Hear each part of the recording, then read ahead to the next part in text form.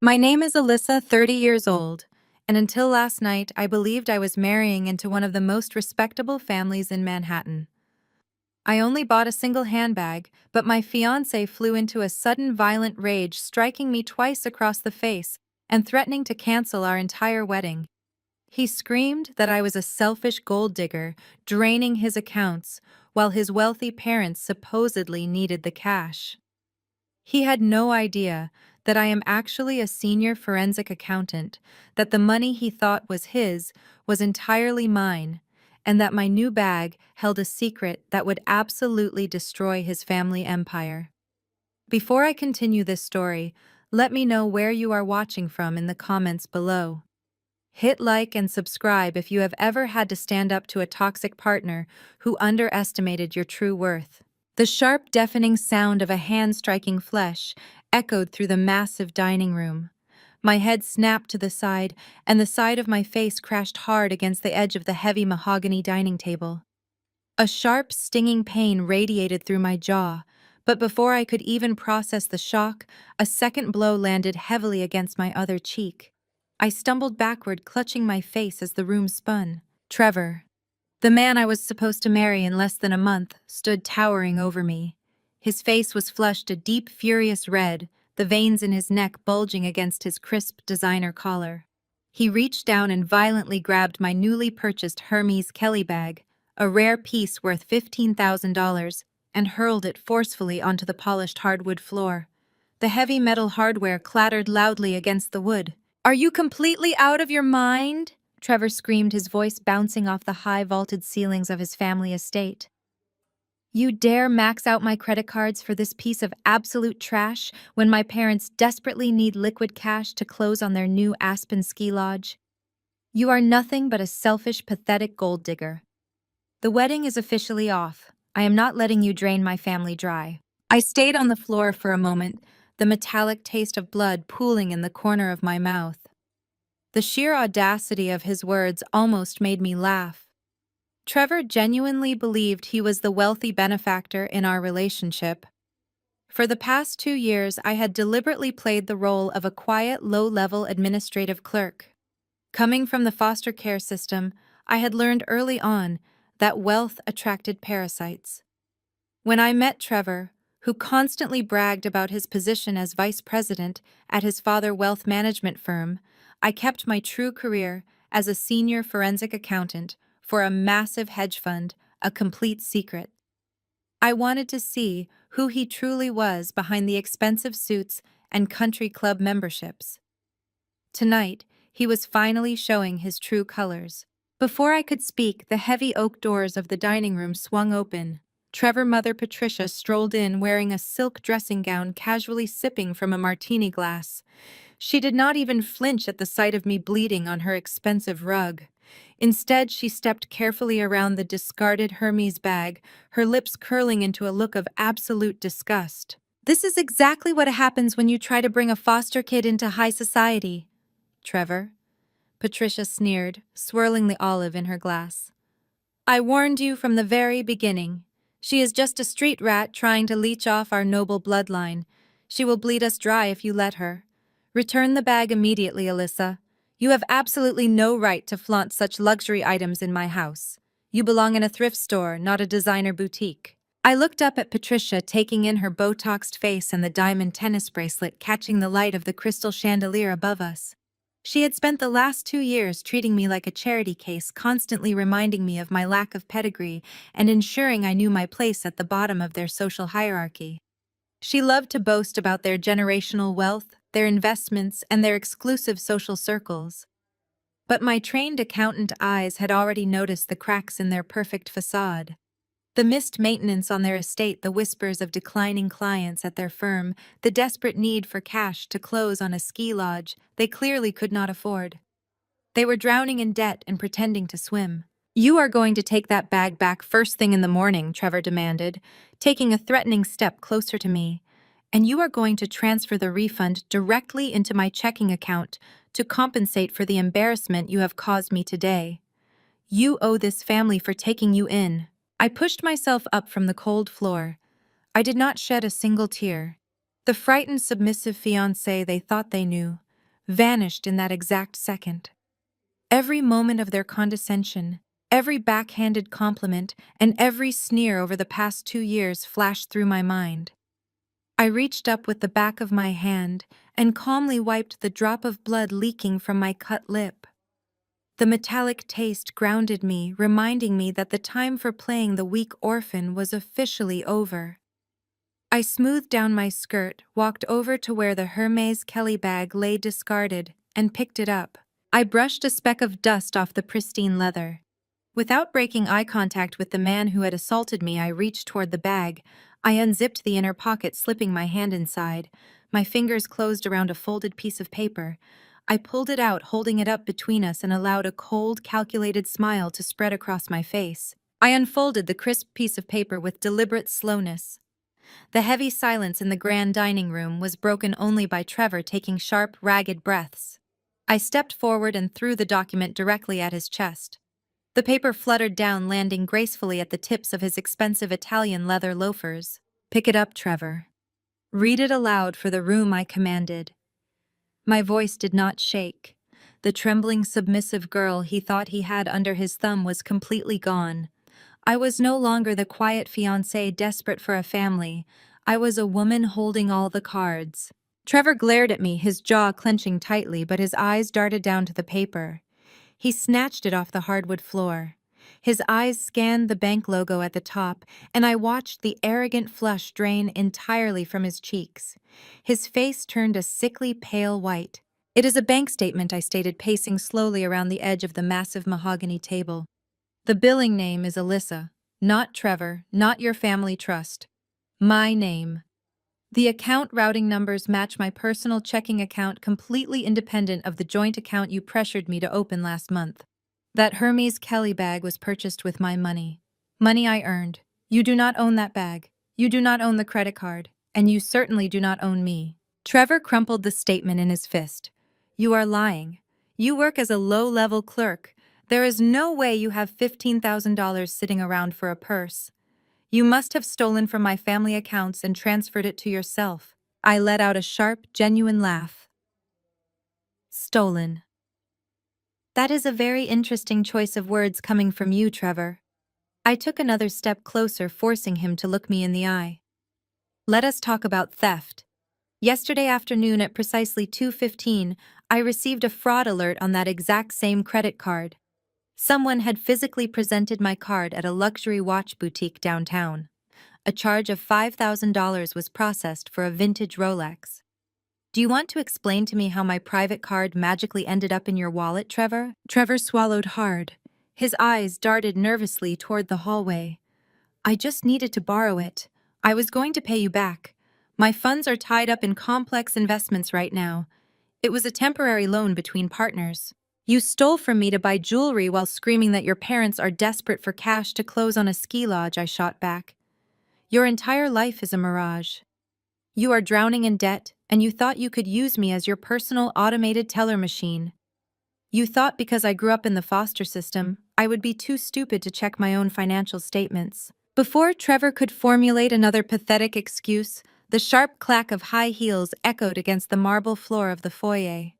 Patricia glided into the dining room. She wore a silk dressing gown that probably cost more than a reliable used car, holding a crystal martini glass by its delicate stem. She took a slow sip, completely ignoring the fact that my cheek was rapidly swelling and bruising from her son committing a violent assault just moments earlier. She stepped right over the crumpled bank statement Trevor had dropped. Instead of reprimanding her son for striking a woman, she fixed her cold, heavily made-up eyes on me. "This is exactly what happens when you try to bring a foster kid into high society, Trevor." Patricia sneered. Her voice dripped with an elitist venom that she had carefully perfected over decades of country club luncheons. "I warned you from the very beginning. She is just a street rat trying to leech off our noble bloodline. She will bleed us dry if you let her. Return the bag immediately, Alyssa. You have absolutely no right to flaunt such luxury items in my house. You belong in a thrift store, not a designer boutique." I stared at Patricia. The sheer audacity of her entitlement was staggering.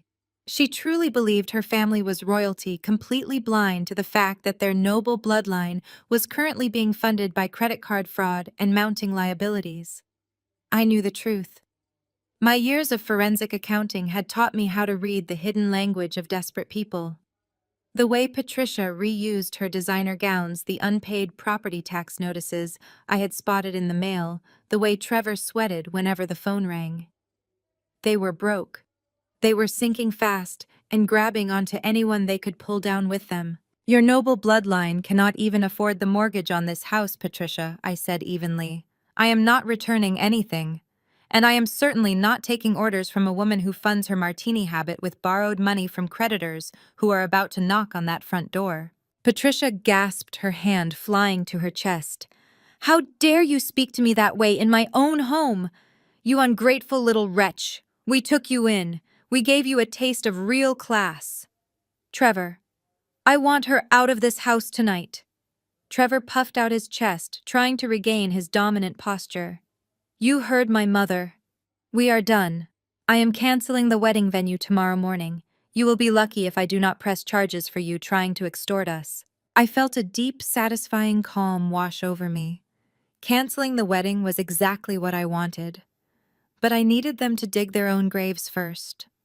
I needed them to put their arrogance in writing so I could trap them legally. Before I could deliver my response, heavy footsteps thundered down the hallway. Richard marched into the dining room. He wore a tailored suit that strained against his midsection, his face a mask of aggressive authority. He did not ask what was happening. He did not care that I was bleeding. He walked directly to the mahogany table and slammed a thick, heavy stack of paper down with a resounding thud. The title page was written in bold, intimidating legal font. 50 pages of dense binding text designed to strip away rights. If your money is so clean, then prove it, Richard barked, pointing a thick finger at the document. This is a prenuptial agreement. My lawyers drafted it this morning. Any asset you acquire, any dollar you earn, and any property you bring into this family will be placed under Trevor and his direct management. If you want to marry my son and carry our family name, you will sign over all financial rights to us immediately. Sign it now, or pack your cheap bags and get out of my sight forever. I stared at the massive stack of legal papers sitting on the mahogany table. The title, printed in bold black ink, glared back at me. Prenuptial agreement and asset allocation. Richard crossed his arms over his chest, his face a mask of absolute, unyielding authority. He looked down at me as if I were a pest that had wandered into his pristine home. If you want to stay in this family, you will sign that document right now, Richard commanded, his voice echoing off the high ceiling. If your money is as clean as you claim, and if you actually love my son, you will have absolutely no problem signing over all financial management rights to Trevor after the wedding. That is how real families operate. The man manages the wealth. You let him handle the burden of the finances, or you pack your cheap bags, walk out that front door, and never speak to my son again. Trevor stepped up beside his father, his previous violent rage morphing into a sickeningly sweet, condescending smile. He actually had the nerve to reach out and try to stroke the exact cheek he had just slapped. I pulled my face away from his hand, my skin crawling at his touch. He let out a heavy, dramatic sigh, playing the role of the exhausted, reasonable partner. Alyssa, you drove me to lose my temper, and I hate when you make me do that, Trevor said smoothly, completely shifting the blame for his assault onto me. But my father is giving you a generous compromise. In our world in high society, women do not worry their pretty heads about complex investments and asset allocation.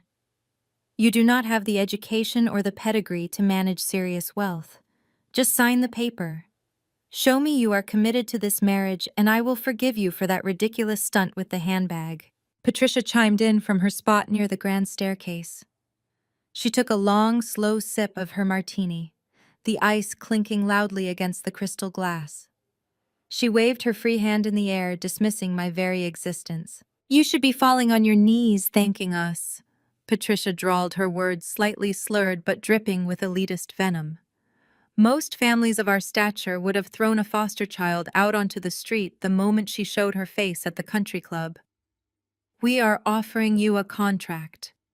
We are offering you a place at our table. Sign the damn paper so I can go to sleep. I am exhausted from dealing with your gutter-class drama." I pulled the heavy document closer to me. I did not cry. I did not argue or raise my voice. I simply opened the heavy cardstock cover to the first page and began to read. To them, I was just a naive, uneducated girl, intimidated by complex legal jargon. They assumed my eyes would glaze over at the sight of the dense paragraphs and confusing terminology. They had absolutely no idea that I spent my days dissecting fraudulent contracts worth billions of dollars. My eyes scanned the pages, my brain instantly translating the deliberately dense legalese into plain, undeniable facts. It was infinitely worse than I thought. Section 4 detailed the cross-collateralization clause. It essentially merged all individual liabilities acquired before the marriage into the joint marital estate. Section 7 granted Trevor irrevocable power of attorney over any personal bank accounts, real estate, and future earnings in my name. I flipped to the disclosure schedules at the back, where both parties were supposed to list their current assets. Richard and Trevor had listed dozens of holding companies, shell corporations, and offshore accounts, assigning them wildly inflated values. My trained forensic eyes spotted the phantom assets immediately. They were not just trying to protect their wealth, they were actively attempting to steal mine. Their family wealth management firm was a hollow shell. They were hiding tens of millions in liabilities. They wanted to use my spotless credit score, my pristine personal accounts, and my future earnings as clean collateral to secure massive fraudulent bailout loans. Once those loans inevitably defaulted, all the crushing debt would fall entirely on my shoulders. My accounts would be drained, my credit ruined, and they would walk away completely untouched. It was a textbook corporate debt dumping scheme, the exact kind of white-collar crime I dismantled for a living. I kept my breathing perfectly even. A lesser woman would have thrown the papers in their arrogant faces and run out the front door into the Manhattan night. But running away would only allow them to win. They would spin a false narrative to their wealthy friends. They would claim I was a crazy, unstable gold digger who panicked when asked to sign a simple prenup. I refused to let them control the story. I wanted to burn their fake empire to the ground, and I needed to be inside the castle to strike the match. I looked up from the document and met Richard's cold, impatient stare. I asked him for a pen. Richard smirked. He reached into the inner pocket of his tailored suit jacket and pulled out a heavy silver fountain pen. He handed it to me with a look of absolute triumph. He truly believed he had won. He thought the poor little orphan girl was surrendering to his superior power and wealth. I flipped past the dozens of pages filled with their toxic financial traps directly to the final signature page. Trevor and his parents immediately turned their attention away from me. They exchanged victorious, smug glances. Patricia actually raised her martini glass toward her husband in a silent, mocking toast to my submission. They were so arrogant, so utterly confident in their complete dominance over me that they did not even bother to watch what my hand was doing. I moved the silver pen to the blank margin just below the final typed clause, right above where my signature was required. Using my neatest, smallest handwriting, I drafted a single, incredibly precise addendum. I wrote that any act of physical violence or assault by Trevor against Alyssa, prior to or during the marriage, would result in an immediate penalty of $1 million payable directly to Alyssa alongside the absolute and immediate forfeiture of all his asset claims within this document. It was short. It was legally binding. It was a loaded gun resting quietly on the page. I signed my name with a smooth, sweeping motion right beneath my handwritten trap. I capped the silver pen, placed it neatly on top of the contract, and pushed the heavy stack of papers back across the polished table toward Richard. I stood up, smoothed the wrinkles from my skirt, and looked directly into Trevor's confused, arrogant eyes. I offered him a chillingly calm smile. "Done. See you at the bridal shower tomorrow." The morning sun glared through the floor-to-ceiling windows of the Westchester Country Club. I stood alone in the center of the lavishly decorated private solarium, surrounded by towering floral arrangements of white roses and a sea of women I had never met. The guest list for my bridal shower, supposedly organized by Trevor's younger sister Brittany, was entirely comprised of Patricia wealthy and deeply judgmental friends. Women dripping in heavy diamond jewelry and smelling of overpowering Chanel perfume surveyed me from across the room. They looked at me like I was a diseased, stray animal that had somehow wandered onto their pristine golf course. Brittany floated through the room in a bright designer sundress, playing the perfect high society hostess. She made a highly theatrical show of ignoring my presence entirely. She loudly offered fresh mimosas to the country club wives, while they openly whispered about my modest tailored outfit behind their manicured hands. I stood my ground near the gift table, sipping a glass of sparkling water. I knew exactly what this event was. It was a public execution of my dignity. A calculated setup designed by Patricia and executed by Brittany to remind me of my absolute lack of pedigree before I officially joined their family. They wanted to break my spirit before the wedding day even arrived. "Attention, everyone!" Brittany called out suddenly, clinking a silver spoon against her crystal champagne flute. The low chatter died down immediately as the women turned their predatory gazes toward the front of the room. "It is time for the bride to open her gifts." Brittany walked confidently over to a towering pile of beautifully wrapped boxes. She deliberately bypassed the obvious high-end registry items wrapped in silver and gold paper. Instead, she reached beneath the linen-draped table and pulled out a large, awkwardly shaped box, wrapped in cheap, garish newspaper. She marched over and thrust the heavy box directly into my hands with a wide, malicious grin stretching across her face. "Open this one first, Alyssa," Brittany commanded, her voice projecting clearly across the silent room. "I picked it out specifically with your unique background in mind. I wanted to get you something you would actually know how to use." A hush fell over the solarium. 50 pairs of judgmental eyes locked onto my hands as I peeled back the shiny paper and popped the lid off the cardboard box. Inside, resting on a bed of crumpled tissue paper, lay a set of bright yellow industrial rubber gloves, a cheap plastic toilet brush, and a generic heavy bottle of bleach. A loud, piercing laugh erupted from Brittany. It echoed off the glass walls, harsh and grating. "I thought it would be the perfect addition to your marital home," she declared loudly. "Just to remind you of your humble roots, since you used to scrub dirty toilets and clean stranger houses just to pay for your little community college classes. You can take the girl out of the trailer park, but she will always be the help, right, ladies?" The room erupted into a chorus of cruel, mocking laughter.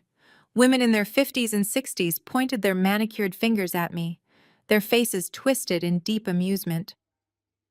Patricia stood near the private bar, looking incredibly pleased with her daughter's performance. She raised her mimosa toward me in a silent, mocking toast to my public humiliation. They fully expected me to burst into tears. They wanted me to drop the box run, crying out of the country club, and accept my absolute defeat. I did not move a single muscle. I looked down at the cheap plastic bristles of the toilet brush, then slowly raised my eyes to meet Brittany's smug, victorious stare. My heart rate did not even elevate a single beat. These women thought they held all the power in the room, completely unaware that the girl they were mocking had spent the entire morning running a complex forensic trace on their family offshore accounts.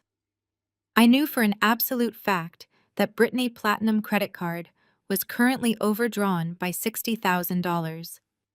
Their mockery was nothing but the desperate thrashing of a drowning family pretending they could still swim. I reached into the box, picked up the bright yellow rubber gloves, and held them up to the sunlight, inspecting them as if they were spun from fine silk. "You know, Brittany," I said, my voice perfectly steady, carrying clearly over the dying laughter, "it does take a massive amount of elbow grease to scrub away years of accumulated filth and decay. I highly recommend you learn the proper technique. You never know when you might suddenly find yourself needing a new set of highly marketable survival skills." Brittany's smile immediately faltered. Her eyes narrowed into angry, furious slits, deeply offended that I was not sobbing uncontrollably on the floor. "Excuse me," she snapped, stepping aggressively closer into my personal space. "You should be down on your knees thanking us for letting you breathe the same air as our distinguished guests. You are nothing but a charity case. You bring absolutely nothing to this family but your pathetic sob story and your cheap clothes." The room grew deathly quiet at her sudden naked hostility. I prepared to deliver a verbal blow that would completely shatter her fragile fabricated ego, but a heavy, deliberate sound suddenly interrupted me. The sharp, solid thud of leather dress shoes echoed loudly from the arched entryway of the solarium. The shadows of the hallway parted, and a tall, impeccably dressed man stepped into the sunlit room.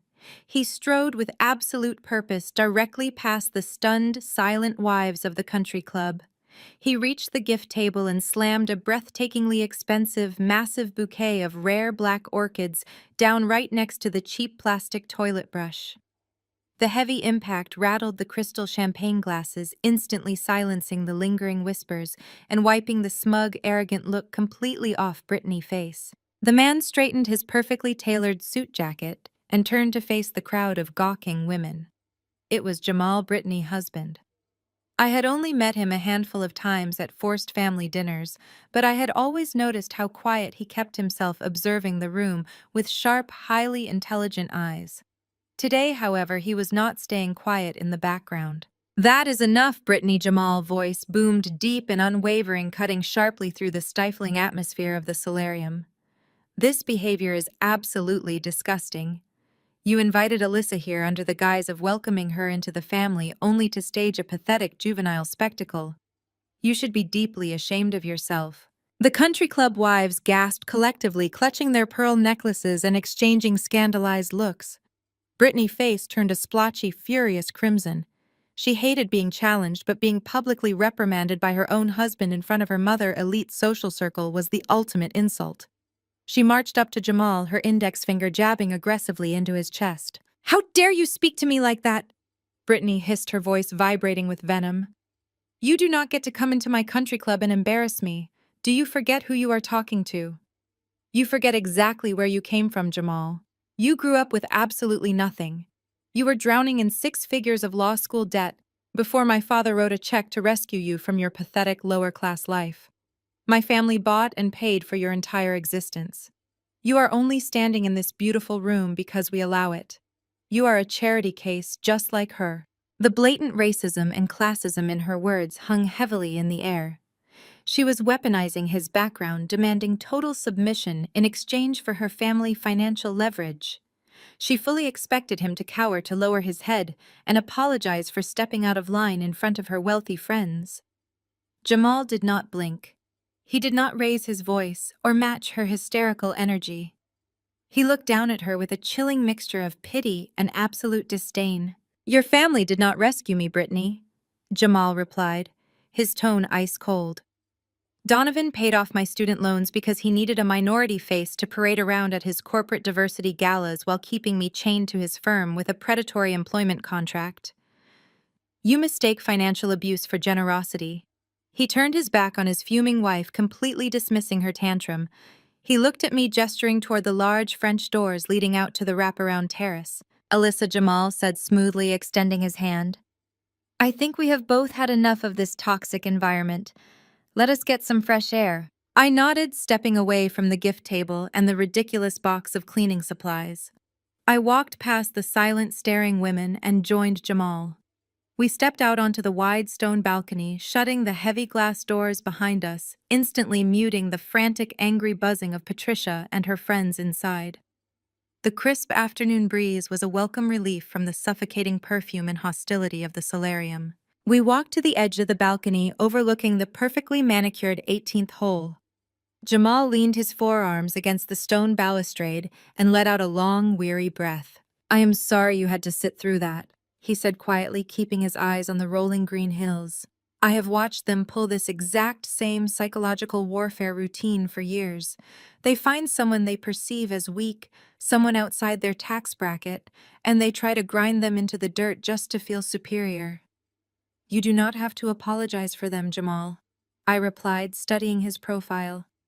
"You are the only one in that entire estate who has ever treated me like an actual human being." He offered a small, bitter smile. "That is because I know exactly how it feels to be the family punching bag. I graduated at the absolute top of my class from Columbia Law. I have a brilliant mind for corporate litigation. But in that house, I am nothing but a glorified paralegal. Donovan and Trevor treat me like an errand boy. They make me carry their heavy presentation boxes, fetch their coffee, and draft their endless frivolous lawsuits while actively suppressing my career so I can never leave and start my own firm. He turned to face me, his sharp eyes locking onto mine. They isolate us because they need us. They use my legal expertise to clean up their sloppy messes, and they plan to use you for something much, much worse. I raised an eyebrow, keeping my expression perfectly neutral. What makes you think I have anything they want? Jamal let out a low chuckle. Please, Alyssa. You play the role of the naive, uneducated foster kid flawlessly, but I am an attorney. I notice details. I saw the way you scanned that prenuptial agreement last night. You did not just read the words, you analyzed the structure. You instantly identified the cross-collateralization clauses. A low-level administrative clerk does not know how to spot a phantom asset shell corporation hidden on page 47. He reached into the inner pocket of his tailored suit jacket. I know exactly what you do for a living. I ran a quiet background check on you last month. You are a senior forensic accountant at Aegis Capital. You dismantle corporate fraud for breakfast. My calm facade slipped for just a fraction of a second, but I quickly recovered. I had underestimated Jamal. He was the only intelligent player on their side of the board. If you know who I am, then you know I am not going to let them walk all over me, I said, my voice dropping to a serious, dangerous register. I am counting on it, Jamal replied. He pulled a sleek silver flash drive from his pocket and held it out to me. The metal gleamed in the afternoon sunlight. I know what you really do for a living, Alyssa. Donovan's wealth management firm is a Ponzi scheme. They are $50 million in debt, and they plan to use your credit to take out fraudulent loans. I have all the ledgers right here. I slipped the cool metal flash drive from Jamal's extended hand and securely tucked it into the hidden interior pocket of my blazer. I gave him a single sharp nod of profound gratitude. He had just handed me the ultimate weapon. We turned in unison and stepped back through the heavy glass doors into the sweltering perfume-soaked air of the solarium. The atmosphere inside had shifted. The cruel laughter from earlier had dissolved into an uncomfortable, strained murmur. The country club wives cast nervous sideways glances at Jamal, completely unaccustomed to seeing anyone challenge Brittany. Brittany herself was standing near the opulent raw bar, her face tight with lingering fury, aggressively downing her second mimosa. Trevor hovered beside her, his jaw clenched, glaring at me as if I had orchestrated the entire humiliation. Before Trevor could march over and demand an apology on his sister, a man in a crisp charcoal suit approached Brittany. It was the country club's senior event manager. He carried a sleek black leather folio, holding it tightly against his chest with an expression of deep professional regret. "Excuse me, Mrs. Davis," the manager said, his voice quiet but carrying easily in the suddenly hushed room. "I apologize for the interruption, but we need to settle the catering and venue balance before the second service begins." Brittany let out an exasperated sigh. She rolled her eyes at the surrounding women, playing the role of the inconvenienced heiress to absolute perfection. "Honestly, Charles, you are interrupting my brother fiancé shower for paperwork," Brittany scoffed, snatching the leather folio from his hands. She flipped it open and her eyes skimmed the bottom line. $20,000 for a basic champagne and caviar service. You people really know how to upcharge. She did not even flinch at the absurd number. She reached into her designer clutch and produced a heavy metallic platinum credit card. She held it between her index and middle fingers, practically waving it in the air for her snobby friends to admire, before slapping it down onto the folio. "Run it," Brittany commanded haughtily. "And add a 20% gratuity so my guests do not think I am cheap." The manager produced a portable processing terminal from his jacket pocket. He slid the platinum card into the reader. The machine beeped a sharp, unpleasant sound. The screen flashed bright red. "I am so sorry, Mrs. Davis," the manager said, keeping his voice deliberately low. "The card has been declined." The silence in the room became absolute. You could have heard a pin drop on the thick carpet. Brittany's smug expression shattered, instantly replaced by a flash of genuine panic. "That is impossible," Brittany snapped, her voice pitching an octave higher. It is a platinum card with no preset limit. Run it again. Your machine is obviously malfunctioning. The manager patiently slid the card through the reader a second time. Another sharp beep. Another red screen. Declined. Brittany's hands started to shake. She dug frantically into her clutch, bypassing her lipstick and compact mirror, pulling out a gold card. "Fine, just use this one," she hissed, shoving it at the man. The bank probably flagged the first one for fraud protection, because I bought a car last week. The manager ran the gold card. Beep. Declined. Brittany's face lost all its color. She looked like she was going to be sick. She pulled out a third card, a standard blue Visa, her hand trembling so violently, she dropped it on the floor. Trevor quickly bent down, snatched the card, and handed it to the manager. "Just process the damn card," Charles Trevor barked, his face flushing with secondary embarrassment. "You are making a scene in front of our guests." The manager swiped the third card. Beep. Declined. Patricia, who had been watching the exchange from across the room, abandoned her drink and rushed over. Her heavy diamond earrings clicked against her collarbone as she marched. "What on earth is taking so long?" Patricia demanded, looking furiously between her daughter and the manager. "Pay the man and let us get back to the shower." "Their accounts are frozen, Mother," Trevor muttered through gritted teeth, his eyes darting around the room at the 50 women who were now openly staring and whispering. "Every single card she has is declining. The firm must have put a temporary hold on the family trust disbursements." Patricia gasped, her hand flying to her chest. She looked at the manager, her elitist mask crumbling to reveal raw, naked terror. She knew exactly what a frozen account meant. The creditors had finally caught up to Donovan Ponzi's scheme. The fake empire was collapsing right in the middle of her precious country club. "Trevor, fix this right now," Patricia hissed, grabbing her son's arm. "Do not let these women see us like this. Pay the bill." Trevor's face went from red to a sickly pale white. "My black card got rejected at the watch boutique yesterday, remember?" he whispered fiercely. "I do not have $20,000 in liquid cash just sitting in my checking account." Trevor's eyes wildly scanned the room, searching for an exit until they locked onto me. His expression instantly shifted from panic to aggressive entitlement. He marched across the solarium, completely ignoring the shocked stares of the guests, and stopped inches from my face. Alyssa, Trevor ordered, his voice echoing loudly, entirely dropping any pretense of affection. "You need to handle this. Log into your Fidelity app right now. You have that 401k from your corporate accounting job. Liquidate $20,000 and wire it to the club account immediately."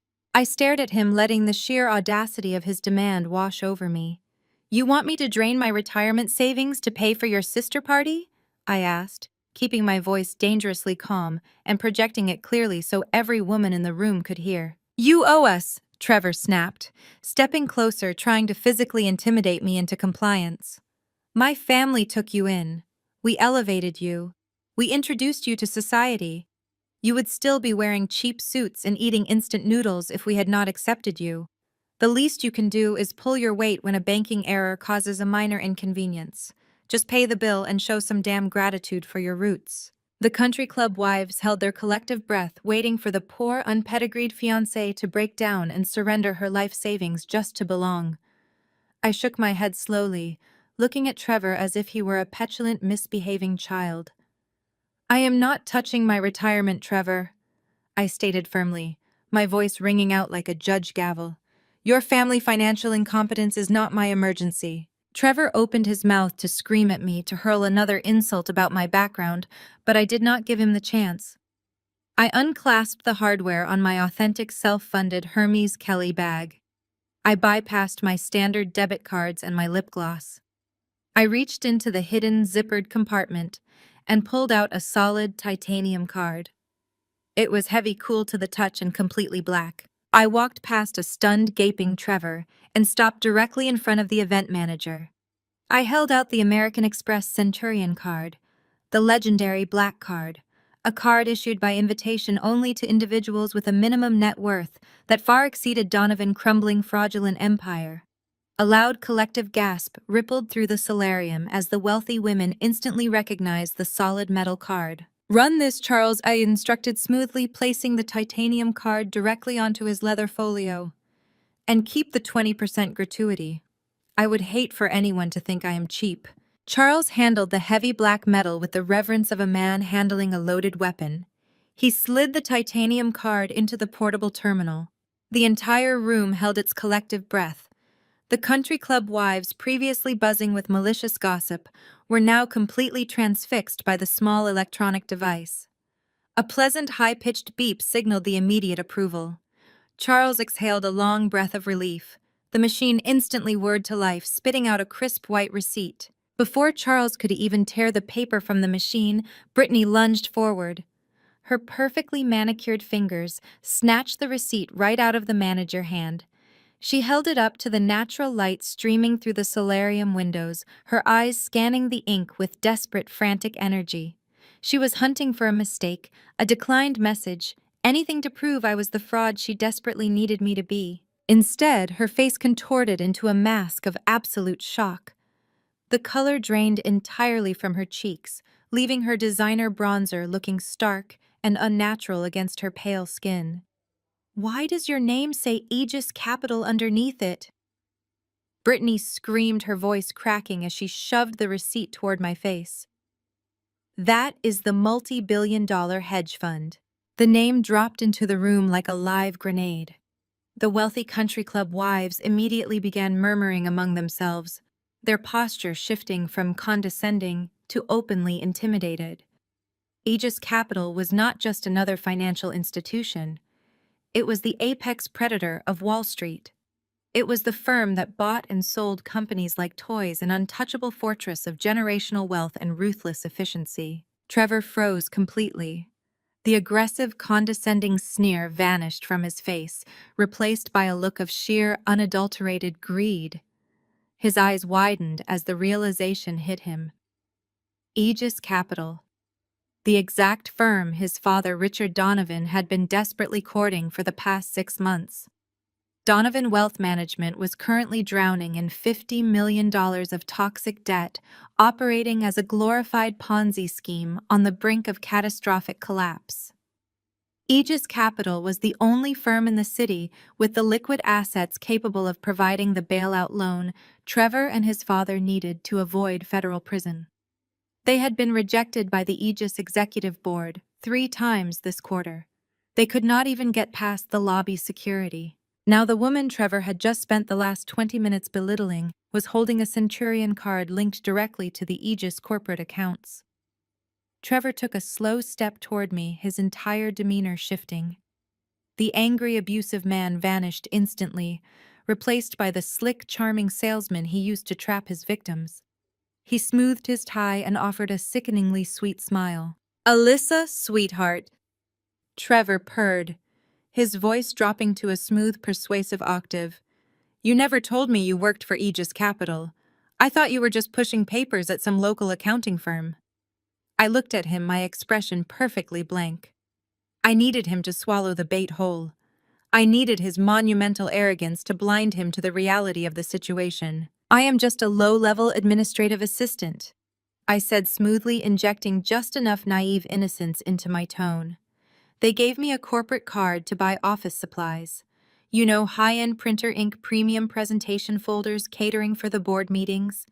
It is strictly for administrative expenses." Trevor let out a loud, genuine laugh. He bought the lie instantly. His massive ego simply could not process the idea that a former foster child could be a senior forensic accountant, dismantling corporate fraud. To him, it made perfect sense that a firm as wealthy as Aegis would hand a black card to a secretary just to buy paper clips. "Of course," Trevor said, turning to look at his sister. "Brittany, calm down. It is just an expense account. She is basically a glorified errand girl for the real power players." Brittany scowled, crossing her arms tightly over her chest, but she did not say another word. The country club wives immediately relaxed, their social hierarchy restored. I was not a billionaire in disguise. I was just a secretary with access to the company checkbook. Trevor stepped closer, grabbing my arm with a sudden possessive grip. His mind was racing, entirely consumed by the desperate need to save his failing family empire. He was literally plotting aloud, completely forgetting that he was standing in the middle of a bridal shower surrounded by 50 guests. Wait a minute, Trevor muttered, his eyes darting back and forth as the gears turned in his head. If you buy their office supplies, that means you have physical access to the building. You have a security badge. You go up to the executive floors. I bring coffee and mail to the senior partners every morning, I replied, feeding his delusion with perfect precision. Trevor's face lit up with predatory excitement. He squeezed my arm tighter, his grip almost painful. This is perfect. This is absolutely perfect.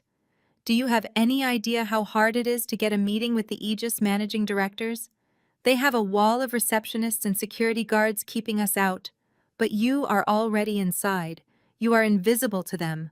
Trevor leaned down, his voice dropping to an intense conspiratorial whisper, entirely ignoring the fact that his own wedding was hanging by a thread. Listen to me, Alyssa. On Monday morning, I am going to give you a sealed flash drive and a highly confidential physical prospectus for Donovan Wealth Management.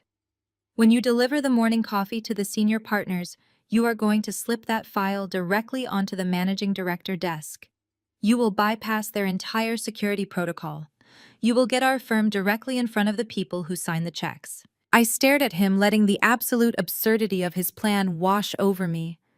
He wanted me to act as his corporate mule. He wanted to use my security clearance to smuggle fraudulent financial ledgers into one of the most secure hedge funds on the planet. He was asking me to facilitate his financial crimes, completely unaware that the flash drive currently resting in my jacket pocket, given to me by Jamal just moments earlier, contained the exact proof needed to send him and his father to federal prison. Trevor did not see a fiancé. He did not see a partner. He saw a convenient expendable tool to secure a $50 million bailout. Trevor, you cannot be serious, Brittany snapped, stepping forward. You are going to trust her with a multi-million-dollar pitch. She was just embarrassed over a toilet brush 5 minutes ago. Shut up, Brittany! Trevor barked, his eyes never leaving mine. This is business. This is about saving the family legacy. Alyssa owes us for bringing her into our world. This is how she proves her loyalty. This is how she earns her place at our table. I gently pulled my arm out of his grip. I smoothed the fabric of my sleeve and offered him a slow, chilling smile. I saw Jamal standing near the archway, his arms crossed, watching the scene unfold with deep satisfaction. He knew exactly what was happening.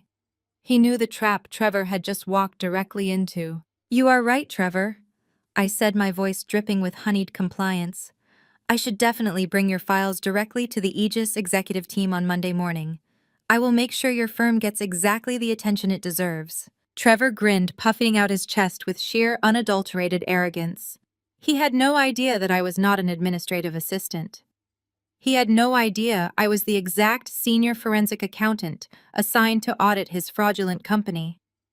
And he had absolutely no idea that come Monday morning, the only thing I would be delivering to the executive board was the final nail in his coffin. The sleek black town car pulled up to the curb on Wall Street, reflecting the towering sunlit glass facade of Aegis Capital. Monday morning in Manhattan moved with a relentless, frantic energy, but inside the lobby of the multi-billion-dollar hedge fund, the atmosphere was a fortress of absolute freezing calm. Donovan stepped out of the vehicle first, adjusting the cuffs of his bespoke suit. Trevor followed right behind him, rolling his shoulders and tilting his chin upward to project the image of a titan of industry. They walked toward the revolving glass doors with the unearned, swaggering confidence of men who completely believed they owned the entire city. They did not bother to hold the door. Jamal was left struggling on the sidewalk, balancing 3 massive, incredibly heavy storage boxes stacked precariously against his chest. The boxes contained hundreds of pages of fabricated financial ledgers, glossy pitch decks, and fake projections designed to secure a $50 million lifeline for Donovan's sinking wealth management firm.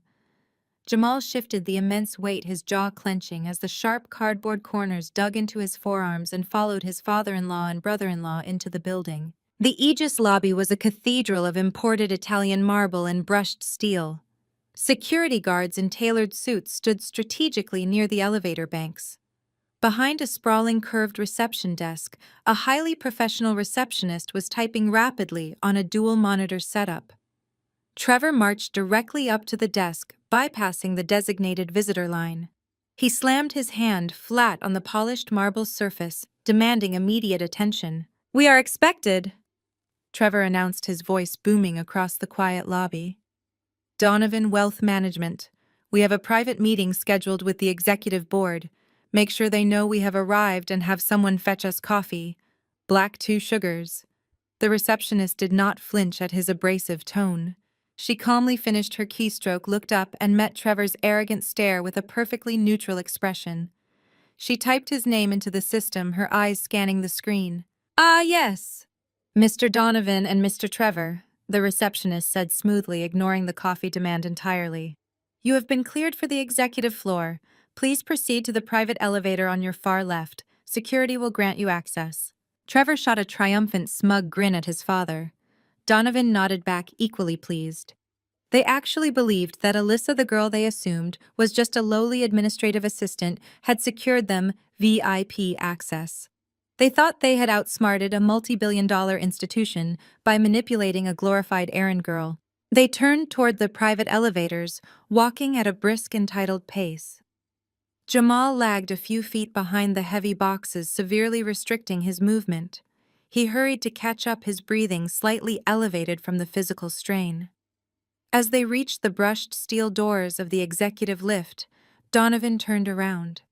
He did not offer to take a box. He did not ask if Jamal needed help. He simply glared at his son-in-law with an expression of sheer contempt. "Listen to me very carefully," Jamal Donovan hissed, jabbing a thick finger directly at Jamal's face. "The entire future of our family legacy rests on this meeting. We need that $50 million bailout today. You are here to nod, hand out the ledgers when I tell you, and keep your mouth shut. If we do not walk out of this building with a signed term sheet, I am firing you the second we get back to the office.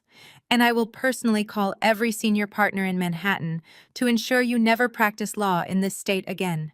Do you understand me?" Jamal stared back at the man who had actively abused and exploited him for years. He felt the solid, reassuring weight of the flash drive burning a hole in his pocket. It was the identical copy of the drive he had handed to Alyssa the day before, the one containing the undeniable proof of Donovan's massive systemic fraud. Jamal did not argue. He did not raise his voice. He simply adjusted his grip on the heavy boxes and gave a single compliant nod. "I understand perfectly," Donovan Jamal replied, his voice calm and steady. The elevator doors slid open, and the three men stepped inside. The ride up to the top floor was silent, the high-speed lift making their stomachs drop. Trevor spent the entire minute checking his reflection in the mirrored walls, adjusting his tie and grinning. He was practically vibrating with greed. The doors chimed and parted, revealing the inner sanctum of Aegis Capital. The executive floor was stunning. Floor-to-ceiling glass offered a panoramic, dizzying view of the Manhattan skyline. The carpets were thick, absorbing all sound, and modern art pieces hung on the pristine white walls. A silent, immaculately dressed associate waited for them, gesturing politely down the wide corridor. "Right this way, gentlemen," the associate said, leading them past a row of glass-walled offices. "The board is assembling for you now." They were guided into a massive, intimidating boardroom. A sprawling table made of a single slab of polished oak dominated the space, surrounded by plush leather ergonomic chairs. Three men in dark suits were already seated near the back, reviewing tablets and shuffling through manila folders. They looked like mid-level analysts, the kind of corporate foot soldiers tasked with vetting initial pitches. Donovan took his seat at the head of the table, instantly attempting to establish dominance over the room. Trevor sat to his right, while Jamal remained standing quietly, setting the heavy boxes down on a side credenza. Trevor looked at the three analysts, his face twisting into a sneer of deep offense. He leaned back in his chair, steepled his fingers, and completely dismissed the men sitting across from him. "We are not pitching to junior associates," Trevor stated, his voice ringing with absolute unchecked arrogance. "My father and I run one of the most successful wealth management firms on the Eastern Seaboard. We were told the executive team would be reviewing our portfolio. Bring out your senior partner. We do not have time to waste on middle management. The three analysts stopped reading. They did not look angry or insulted. They simply looked at Trevor with an expression of cold clinical amusement. At that exact moment, the heavy oak doors at the far end of the boardroom slowly opened. The heavy oak doors slowly opened. I stepped across the threshold. I was no longer the quiet, unassuming fiancé wearing understated pastels and keeping her eyes respectfully lowered. I was draped in a razor-sharp $5,000 Tom Ford suit in deep midnight navy. My posture was rigid, my expression wiped completely clean of the polite, naive deference I had weaponized for the past 2 years. Two junior financial analysts stepped in right behind me, carrying tablets and thick binders flanking me like a royal guard. Trevor let out a loud, barking laugh that echoed off the glass walls of the boardroom. He leaned back in his chair, shaking his head with a mixture of amusement and supreme irritation. Alyssa Trevor scoffed, throwing his hands up. "What on earth are you doing in here? Did they actually make you bring us the coffee? Get out of here, we have a multi-million-dollar deal to pitch. Go wait in the lobby with the rest of the clerical staff." Donovan scowled, looking mortified that his future daughter-in-law was interrupting his high-stakes meeting. He slammed his palm flat against the table. "Trevor, handle your fiancé immediately. This is a closed-door executive session. We do not have time for this level of unprofessionalism." I did not flinch. I did not stop walking. I bypassed the beverage cart entirely and strode directly to the head of the massive oak table. The three mid-level analysts who had been sitting quietly immediately stood up respectfully, stepping aside to clear my path. I pulled out the high-backed tufted leather chairman chair and sat down, resting my forearms on the polished wood and steepling my fingers. I looked directly into Trevor's eyes, letting the silence stretch until the amusement entirely drained from his face. "I do not drink coffee, Trevor," I stated, my voice echoing with absolute authority. "I am Alyssa, senior partner and head of forensic accounting at Aegis Capital. Let us look at your fraudulent numbers, shall we?" The silence that followed was suffocating. Trevor's mouth opened and closed soundlessly, his brain completely unable to process the words I had just spoken. Donovan's face turned a dangerous mottled shade of crimson. He gripped the edge of the table, his knuckles turning white. "This is some kind of sick joke," Donovan growled, rising halfway out of his seat. "What kind of game are you playing, Alyssa? I demand to speak to the managing director of this division right now." "I am the managing director," I replied, my tone dripping with absolute ice. "Every bailout loan over $20 million crosses my desk. Your $50 million request has been sitting in my queue for a month.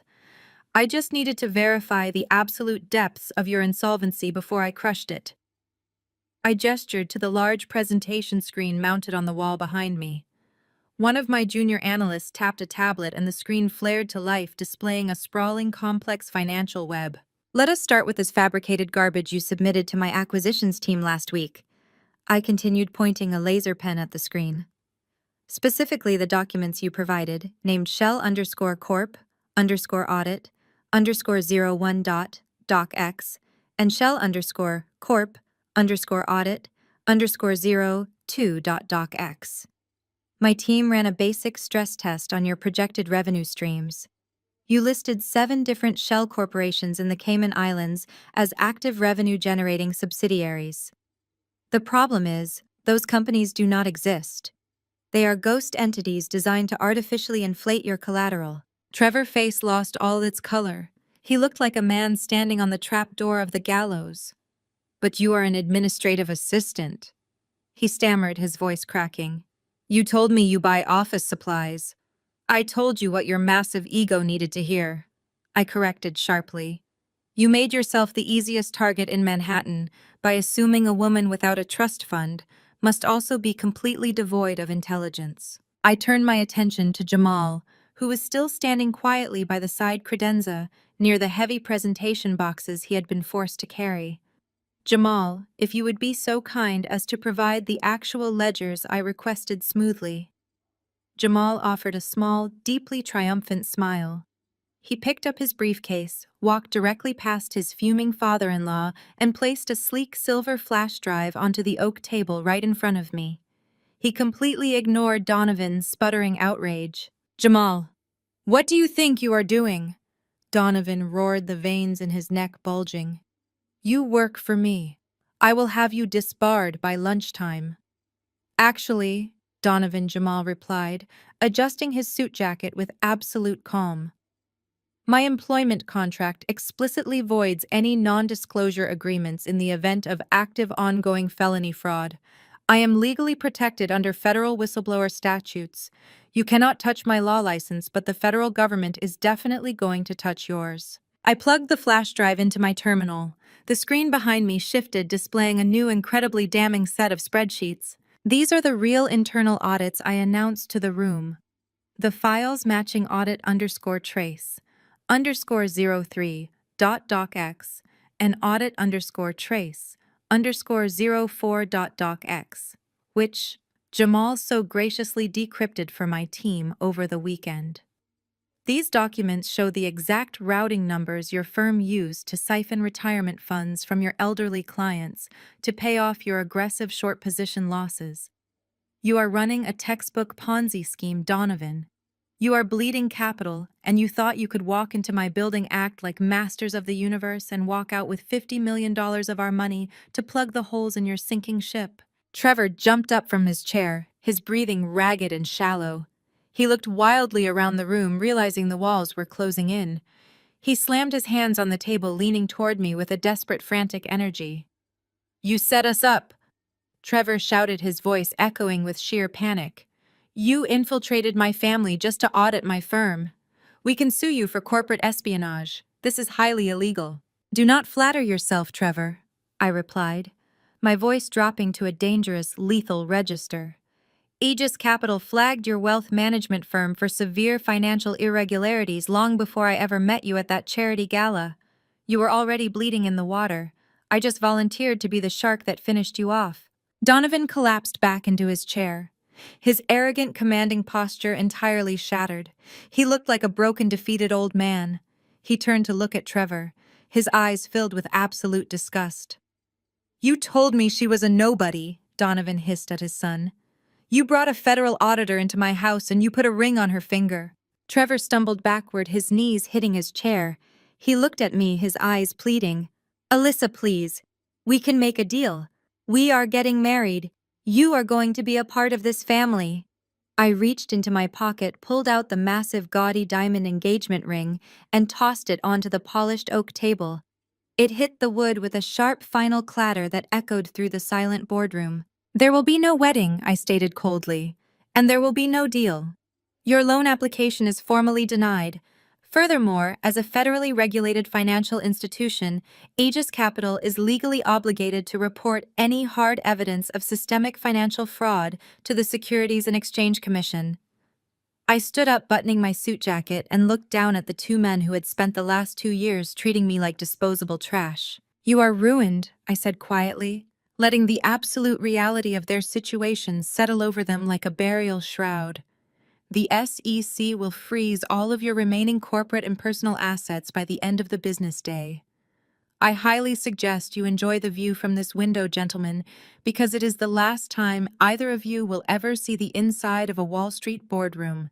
The FBI will likely be waiting in your lobby by the time you get back to your office. Have a wonderful afternoon." The crisp Monday morning air whipped through the financial district as a sleek black town car pulled up to the towering glass and steel facade of Aegis Capital headquarters.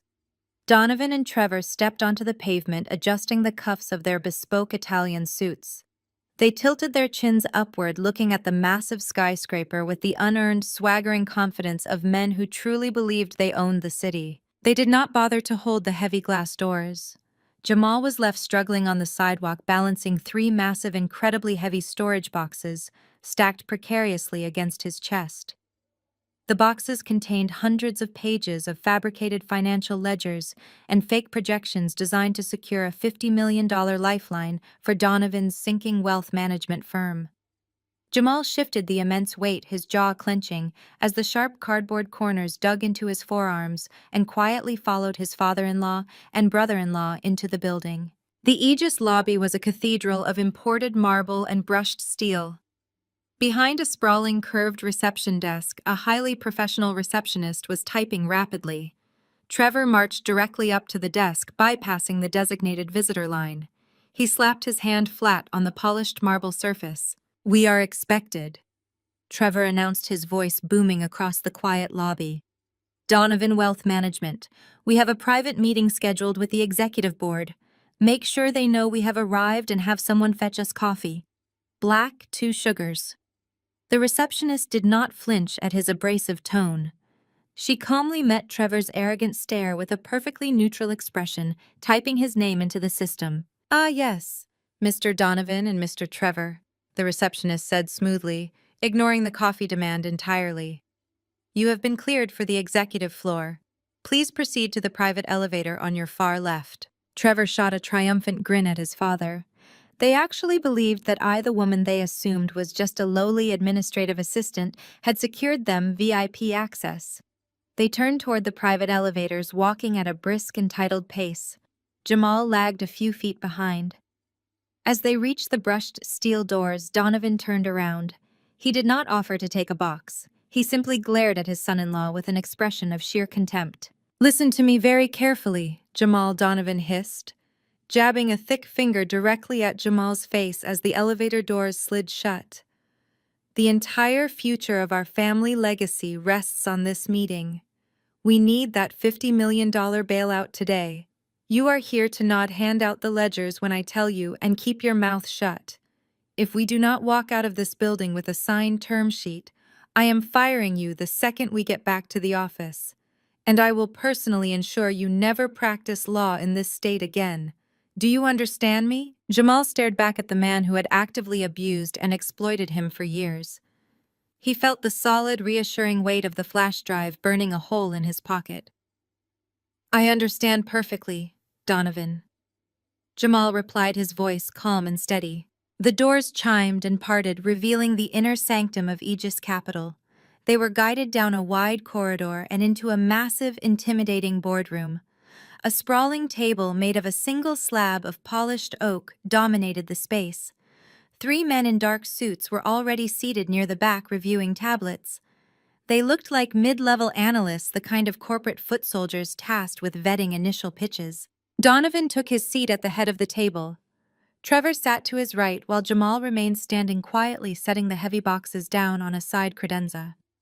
Trevor looked at the 3 analysts, his face twisting into a sneer of deep offense. "We are not pitching to junior associates," Trevor stated, his voice ringing with absolute unchecked arrogance. "My father and I run one of the most successful wealth management firms on the Eastern Seaboard. Bring out your senior partner. We do not have time to waste on middle management." The 3 analysts stopped reading. They did not look angry.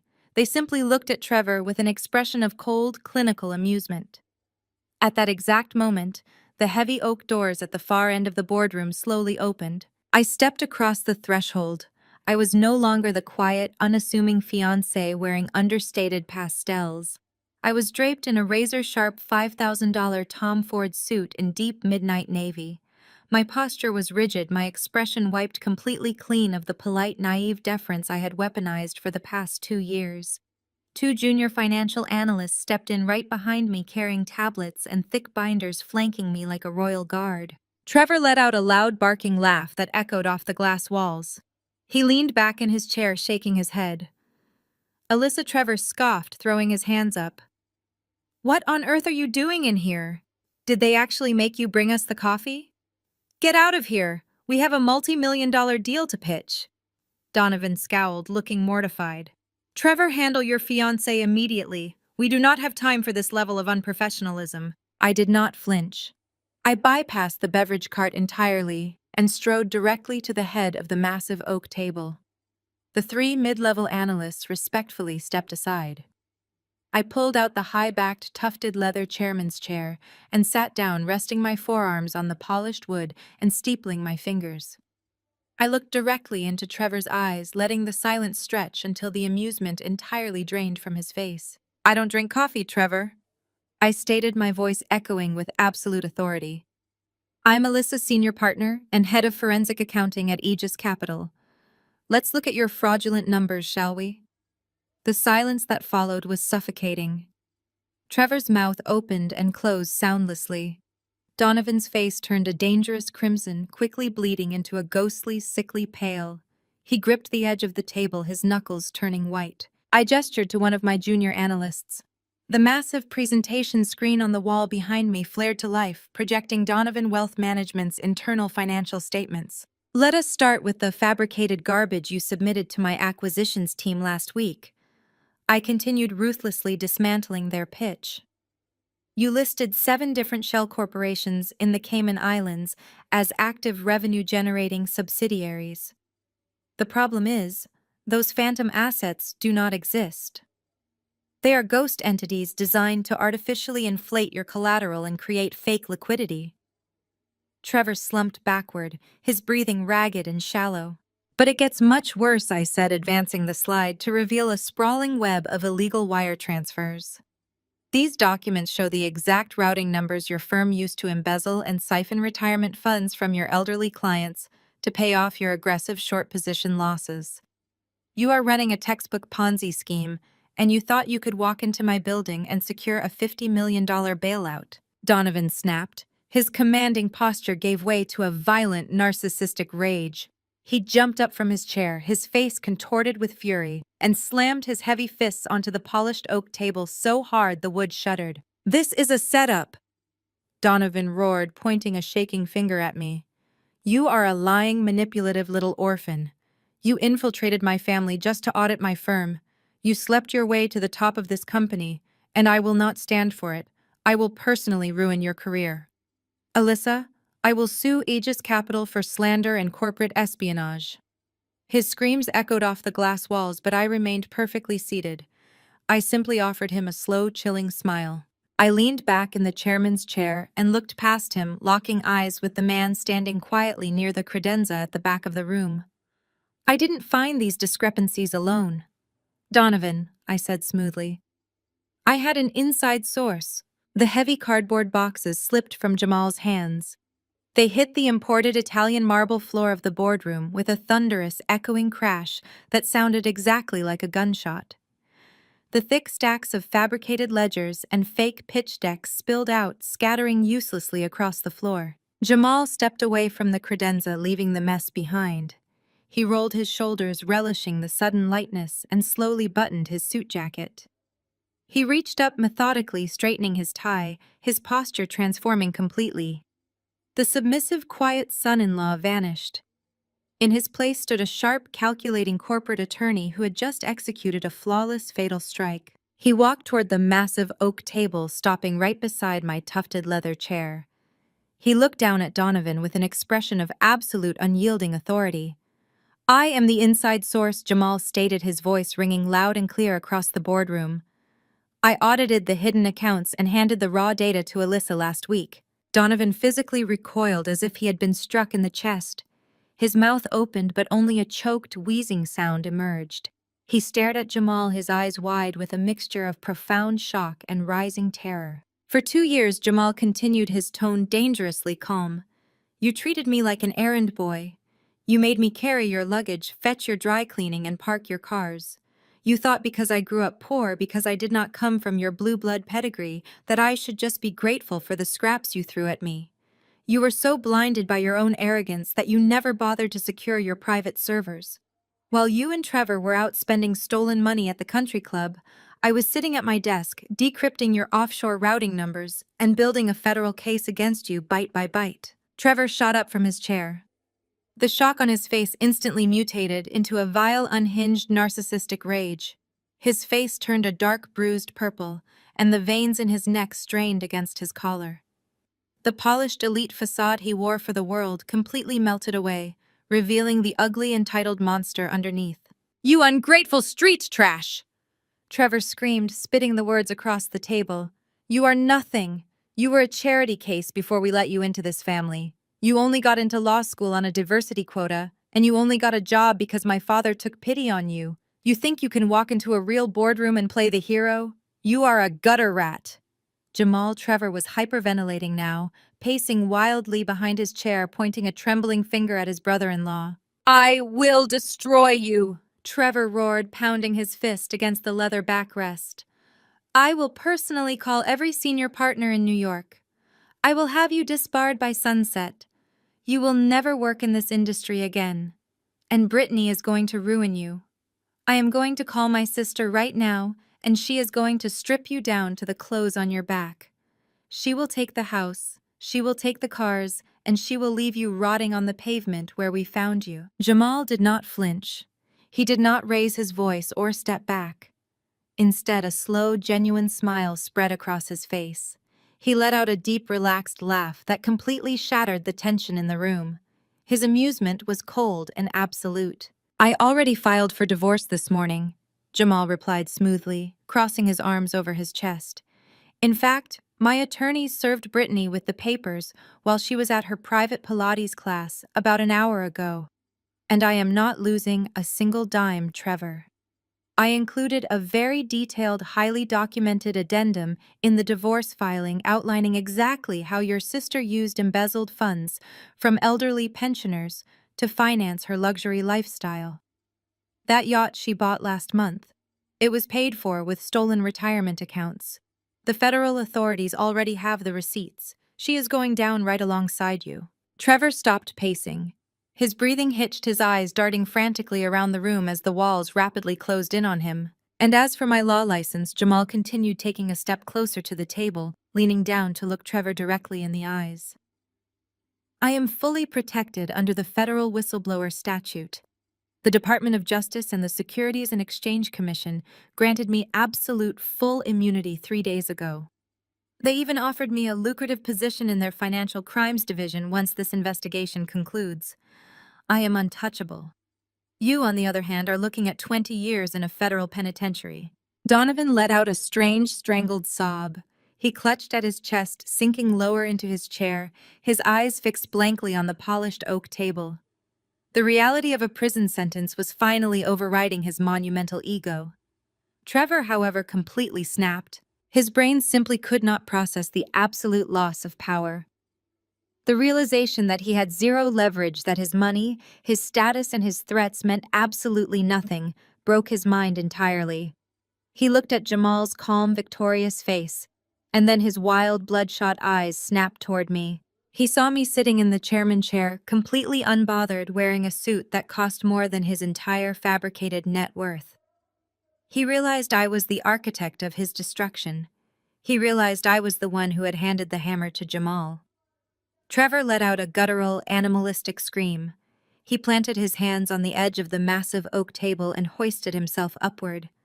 He kicked his chair backward, sending it crashing to the floor, and scrambled directly onto the table. My junior analysts took a swift step back in alarm, but I did not move a single muscle.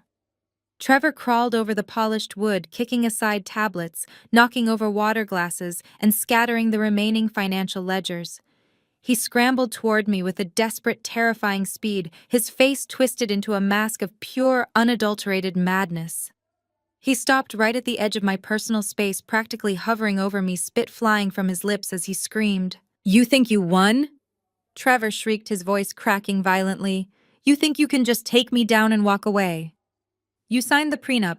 I own half of everything you have at this firm. I will take your millions in court." Trevor did not even make it halfway across the massive oak table. The two men standing silently by the boardroom doors were not merely decorative corporate security. They were highly trained professionals who moved with terrifying practiced efficiency. Before Trevor could fully extend his grasping hands toward my throat, a heavy hand clamped down on the back of his tailored Italian collar. Another hand grabbed his right wrist, twisting it sharply upward in a brutal submission hold. In less than 2 seconds, Trevor was slammed face first into the polished wood. The impact rattled the remaining water glasses and sent a shockwave down the length of the table. His cheeks smashed against the hard surface, pinning his head completely sideways. He thrashed like a netted fish, kicking his expensive loafers wildly in the air, but the guards held him down with effortless, stone-cold strength. The upward pressure on his wrist made him let out a sharp, breathless yelp of pain. I did not flinch. I did not lean back in my chair. I simply reached forward, picked up my crystal glass of sparkling water and took a slow, deliberate sip. The condensation beaded coolly against my fingers. I swallowed, savoring the absolute silence that had descended upon the room, and set the glass down with a soft, definitive clink. You have always possessed a profound flair for the dramatic, Trevor, I noted, casually wiping a single drop of water from my lower lip. But your understanding of contract law is as pathetic as your firm's liquidity. You want to talk about the prenuptial agreement. I think that is a fantastic idea. I gestured to the junior financial analyst standing to my left. He tapped the screen of his tablet. The massive presentation monitor behind me instantly shifted from the devastating federal audit ledgers to a crisp, scanned PDF document. The heading blared across the room in bold, aggressive font: Donovan Family Master Prenuptial Agreement. Trevor stopped thrashing for a fraction of a second, his breath hitching. Donovan stared at the glowing screen, his jaw dropping open. You remember this specific document, do you not, Donovan? I asked, locking eyes with the defeated patriarch. You brought this 70-page monstrosity to Sunday dinner 3 months ago. You dropped it right next to the gravy boat like it was a casual piece of reading material. You sat there carving the roast beef while you lectured me on the immense heavy burden of protecting the Donovan legacy. I stood up slowly, smoothing the front of my midnight navy suit. I walked around the edge of the table, my heels clicking sharply against the imported marble floor. Trevor groaned under the crushing weight of the security guard, twisting his eyes upward to watch me approach. You looked at me across that dining table, I continued, my voice echoing with icy precision. You looked at a woman you firmly believed was a glorified clerical worker, making $50,000 a year, and you told me that wealth attracts parasites. Those were your exact words. You said the Donovan family required absolute ironclad protection from gold diggers and opportunists.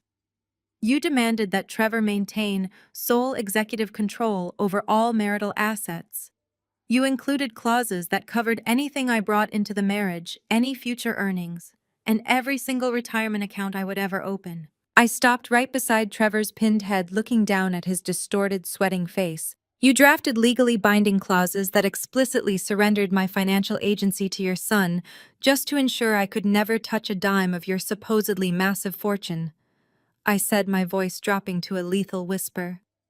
You both sat at that table, dripping with unchecked condescension, telling me I should feel immensely grateful to even be allowed into your bloodline. You told me to just sign on the dotted line so we could get to dessert.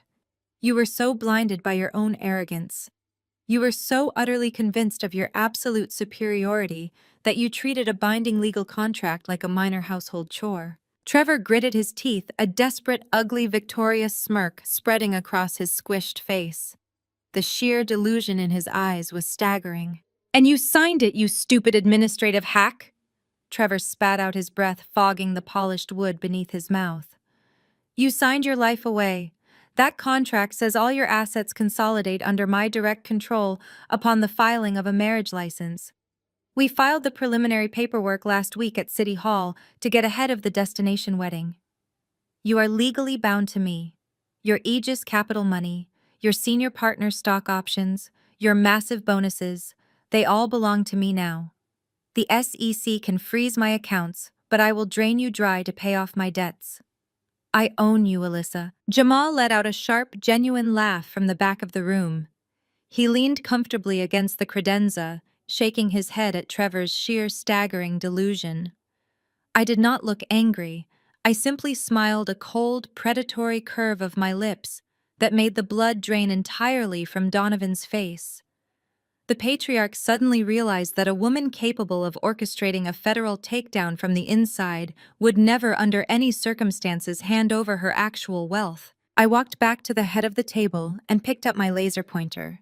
You didn't read the final page before you countersigned, did you, Trevor? I asked smoothly. I aimed the laser at the screen and clicked the button. The document scrolled rapidly past 50 pages of oppressive legal jargon, stopping squarely on the final signature page. I zoomed in heavily on the bottom right corner, illuminating a tiny, densely packed paragraph of handwritten text inserted directly above the notary's seal. It was the exact addendum I had quietly scribbled at their dining room table while Donovan was pouring the wine. I want you to read it, Trevor, but since your face is currently mashed against my conference table, I will happily read it for you. My voice cut through the dead air of the boardroom sharp and unyielding. The two security guards did not relax their grip. One kept his heavy hand firmly planted on the back of Trevor's neck, while the other maintained the brutal upward pressure on his wrist. Trevor had stopped thrashing. The fight had completely drained from his body, replaced by a sudden rigid terror as he stared sideways at the glowing screen. I looked up at the projection, reading the handwritten addendum aloud to the silent room. Any act of physical violence or assault by Trevor against Alyssa prior to or during the marriage will result in an immediate penalty of $1 million payable to Alyssa and the immediate forfeiture of all asset claims. The words hung in the frigid air of the executive suite. Trevor let out a low, muffled groan against the polished oak. I saw the exact moment his memory caught up with reality. I saw him remember the night in his penthouse 3 months prior. The night he lost his temper because I had dared to correct his wildly inaccurate assessment of a municipal bond yield in front of his wealthy country club friends. I saw him remember cornering me in the hallway after they left, his eyes dark with humiliated rage, and the sharp, stunning crack of his hand across my face. He had told me to learn my place. He had told me my place was to look pretty, remain quiet, and be grateful I was even allowed in his presence. Donovan's face, previously pale with shock, suddenly flooded with a violent, panicked red. He pulled a silk handkerchief from his breast pocket and began swabbing his forehead, sweating profusely. He could not accept defeat. His ego simply would not allow him to process the fact that he had been entirely outmaneuvered. "You have no proof he ever laid a hand on you," Donovan scoffed, his voice rising into a desperate, frantic shout. He pointed a trembling, thick finger across the table. "It is your word against his. You are bluffing to get out of the contract." Donovan slammed his fist against his chair, trying to project the dominance he had wielded for decades. "You think a scribbled note on the back page of a binding legal document means anything?" Donovan spat, stepping forward. "We have a team of corporate lawyers who will tie you up in litigation for the next 10 years. You are trying to manufacture a loophole because you realized you handed over your entire miserable life to us. Trevor is a respected wealth manager. You are a deceitful, gold-digging fraud. If there was an assault, where is the police report? Where are the hospital records? You have absolutely nothing. It is a pathetic, desperate bluff." Jamal let out a low, amused whistle from the back of the room, shaking his head at his father-in-law. Absolute delusion. My junior analysts remained perfectly still, their tablets ready, recording every single panicked word Donovan uttered. I set my crystal glass down and walked slowly toward Donovan. My heels clicked sharply against the imported Italian marble, echoing like a metronome counting down the final seconds of his career. "Do you honestly believe I would stake my entire professional reputation, my financial freedom, and the absolute destruction of your corrupt family on a bluff, Donovan?" I asked, stopping just a few feet away from him. I looked at him with sheer, unadulterated clinical detachment. "You were so eager to lock me down," I continued, my voice dropping to a cold, lethal register. "You were so desperate to secure my compliance before you realized your firm was hemorrhaging cash. You handed me that document at Sunday dinner, told me to sign it, and immediately started checking your Rolex because you had a tea time. You never even looked at the copy the notary stamped. You just assumed I was a naive, easily manipulated orphan who was too intimidated by your superficial wealth to protect myself." Trevor managed to shift his jaw against the table. His voice was muffled, weak, and dripping with pathetic desperation. "It was one time," Trevor whined, struggling uselessly against the security guards. "It was an accident. I barely touched you. You pushed me to the edge. I knelt down, bringing my face perfectly level with his. I looked into his terrified, bloodshot eyes. You struck me hard enough to split my lip, Trevor," I said softly. And then you told me no one would ever believe me because you were a Donovan and I was a nobody. You told me your family had the money and the influence to bury any accusation I tried to make.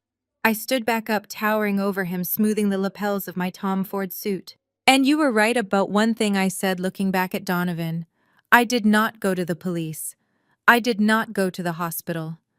I knew standard legal channels would be buried by your high-priced fixers.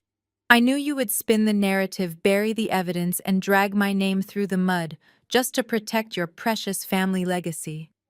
Donovan barks a triumphant wet laugh. He wiped the heavy sweat from his brow, his chest heaving. Exactly! Donovan yelled, a wild manic grin spreading across his face. You have no proof. You have a handwritten footnote and a fabricated story.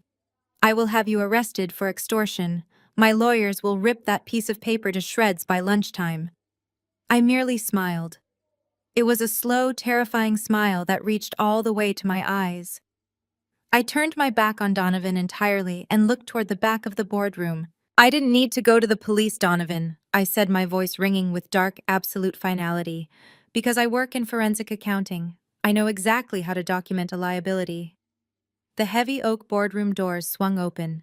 In walked Camille. She was my notoriously ruthless, high-powered attorney, a woman who struck fear into the hearts of Wall Street executives on a daily basis. She wore a pristine white suit, her heels striking the floor with militant precision. Tucked firmly under her arm was a sleek silver laptop. She bypassed Jamal, walked straight up to the edge of the conference table, and looked down at Donovan with the predatory gaze of a shark scenting blood in the water. Oh, we have much more than a bluff, gentleman, Camille announced. Camille smoothly set her sleek silver laptop directly onto the polished oak table right beside my crystal glass of sparkling water. She did not spare a single glance for Trevor, who was still pinned firmly against the wood, or for Donovan, who was currently hyperventilating near the credenza. She moved with the predatory, practiced efficiency of a woman who destroyed corporate empires before her morning coffee. With a sharp, definitive click, she plugged the boardroom projector cable into her machine. Camille turned her attention to the three senior Aegis executives sitting quietly at the back of the room. My client is the head of forensic accounting at one of the most powerful wealth management institutions on the globe, Camille stated, her voice projecting with absolute icy authority. Her daily responsibilities involve dismantling billion-dollar shell companies, tracking cartel laundering operations, and exposing high-level corporate fraud. She routinely deals with dangerous, desperate people who have everything to lose. Therefore, Aegis Capital Security Protocol mandates extreme defensive measures. Taking precautions is not merely a suggestion for someone in Alyssa position. It is a mandatory requirement for survival. Donovan wiped a thick layer of sweat from his forehead, his chest heaving as he tried to muster one final shred of resistance. You cannot use hidden recordings, Donovan stammered, his voice cracking with desperation. That is illegal wiretapping.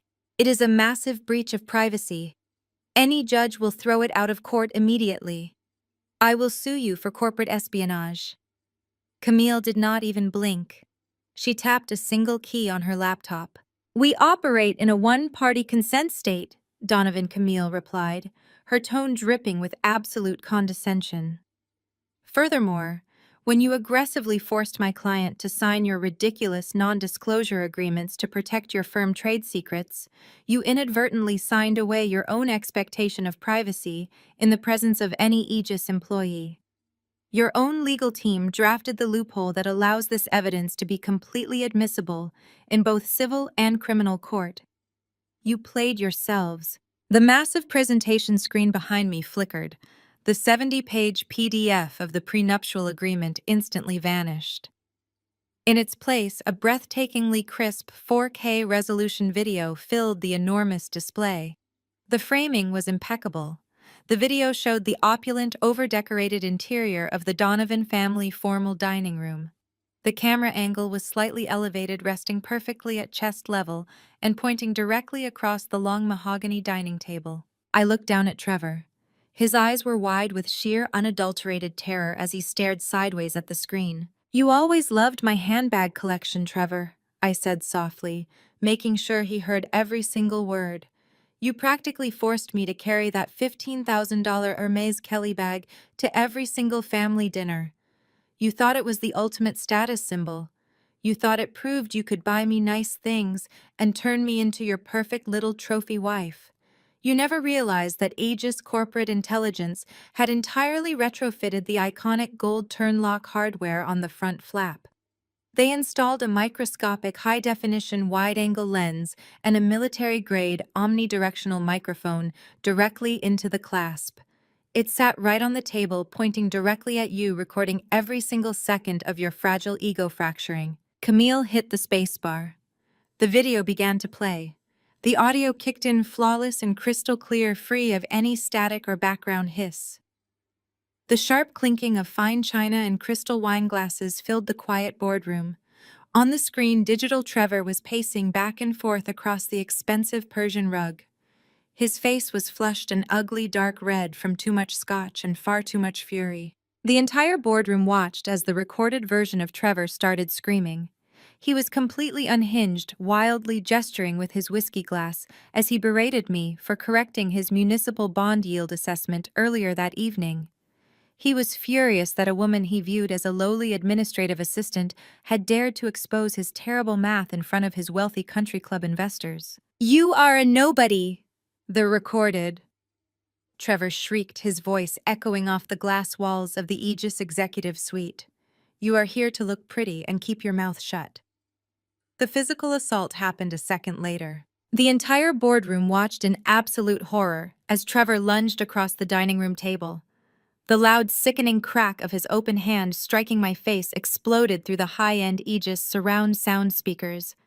The three senior executives at the back of the room physically recoiled, their stoic demeanors shattering completely. On the screen, the force of the blow snapped my head backward. But Trevor did not stop there. He grabbed the collar of my silk blouse, hauling me forward, and struck me a second time. The second slap was vastly harder than the first, leaving a bright red swelling handprint across my cheek. Then the camera captured the final damning piece of evidence. Donovan stepped into the frame. The patriarch did not rush forward to stop his son. He did not reprimand Trevor for committing a violent assault. Instead, Donovan casually wiped his mouth with a linen napkin, pointed a silver carving knife directly at my bleeding lip, and smiled. "That is the price of admission to this family," the recorded, Donovan stated coldly. "You learn your place, you sign the prenuptial agreement tonight, and you cover that bruise with heavy foundation before Sunday service. If you tell anyone, I will ensure you never find employment in this state again." Camille hit the spacebar again. The video paused on a massive high-definition freeze frame of Trevor contorted violent face and Donovan holding the carving knife. The silence that rushed back into the Aegis boardroom was absolute, heavy, and completely suffocating. The three senior executives were no longer looking at the Donovans with cold, clinical amusement. Their expressions had hardened into pure glacial disgust. They looked at the two men the way one might look at an infectious disease.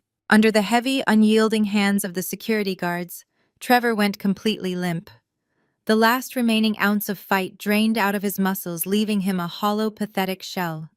The realization crashed down on him with the crushing weight of a falling skyscraper. His leverage was obliterated. He was caught on crystal-clear tape committing felony assault and battery. The $1 million penalty clause was officially triggered, and his claim to any of my assets was legally dead and buried. Donovan stumbled backward, his knees hitting the edge of the credenza. He gripped his chest, his mouth opening and closing like a suffocating fish as he stared at the frozen image of his own complicity. His entire empire, his freedom and his legacy were completely destroyed. I stood up straight, adjusting my cuffs, looking at the broken men before me. I offered them a tight, merciless smile. I was nowhere near done dismantling their lives. "Camille, play the second video." Camille tapped the trackpad of her silver laptop with a perfectly manicured nail. The towering presentation screen behind me instantly shifted. The horrifying high-definition still image of my assault vanished, replaced immediately by the vertical, slightly shaky orientation of a recorded FaceTime call. The audio kicked in first.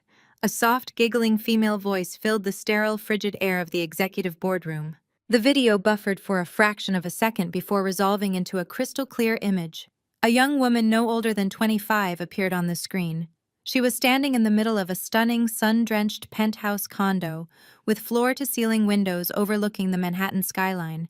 She was wearing a blush pink silk robe, and as she turned sideways to adjust her camera angle, she affectionately rubbed a very distinct, heavily pregnant belly. "Did you get the wire transfer, baby?" Trevor's voice echoed from the laptop speakers. It was not the aggressive, arrogant bark he used in the boardroom, nor the vicious sneer he used during his assault. It was a sickeningly sweet, coddling tone. "I got it, Trev," the young woman cooed, smiling brightly into the lens. "The condo association cleared the maintenance fees for the next 6 months. I was getting so worried. Are you sure she does not know? What if she checks her statements?" On the recording, Trevor let out an arrogant, dismissive laugh. "Alyssa. She is a clueless drone. She just signs whatever I put in front of her. She actually signed the prenup yesterday. As soon as the ink is dry on the marriage certificate, I have full executive control of every dime she makes. We just have to play the game a little longer, babe.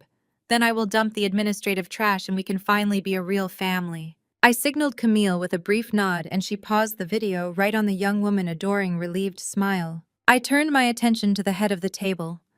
Donovan looked as though he were actively suffering a myocardial infarction. His mouth hung open, his face a ghostly, sickly gray. He stared at the frozen image of his future grandchild carried by a secret mistress funded by stolen money.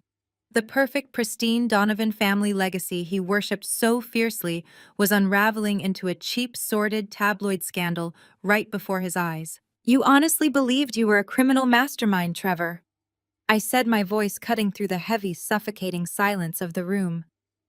"You thought you were a brilliant strategist playing a high-stakes game.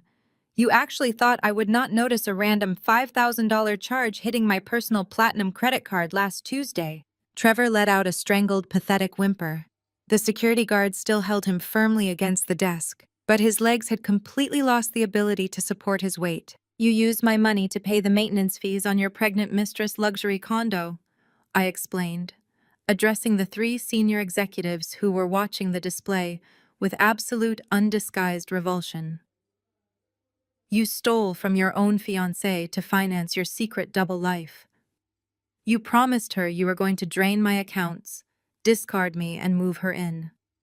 That was your grand master plan to save the Donovan empire." I walked slowly toward where Trevor was slumped against the polished oak. "You committed credit card fraud across state lines to cover up your infidelity?" I stated, my tone devoid of a single ounce of pity. "You orchestrated an elaborate, premeditated scheme to defraud me of my assets through a manipulated prenuptial agreement. And you committed felony assault and battery to enforce that scheme. You left a permanent digital trail of every single crime." Donovan stumbled backward, hitting the glass wall of the boardroom. He pressed his palms against the glass, sliding down slightly. Trevor Donovan gasped, his voice trembling with a mixture of rage and absolute despair. "You absolute fool! You reckless, stupid fool! You destroyed us!" Trevor finally broke. The remaining shreds of his fabricated arrogance shattered into a million irreparable pieces. The security guards released the pressure on his wrist just enough to let him slide off the conference table. Trevor hit the imported marble floor and immediately collapsed onto his knees. He did not try to stand. He did not try to fight. He knelt in the center of the executive boardroom wearing his bespoke Italian suit and began to sob. It was not a quiet, dignified cry. It was a loud, messy, pathetic wailing. Tears streamed down his face, dripping off his chin and staining his expensive silk tie.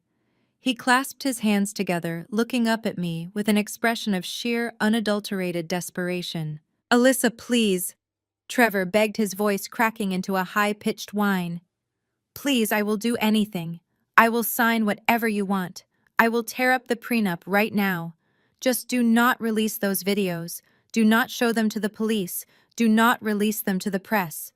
If that tape gets out, my career is dead. My life is over.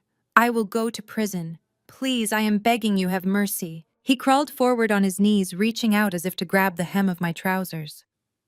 I took a swift, disgusted step back, ensuring his hands grasped nothing but empty air.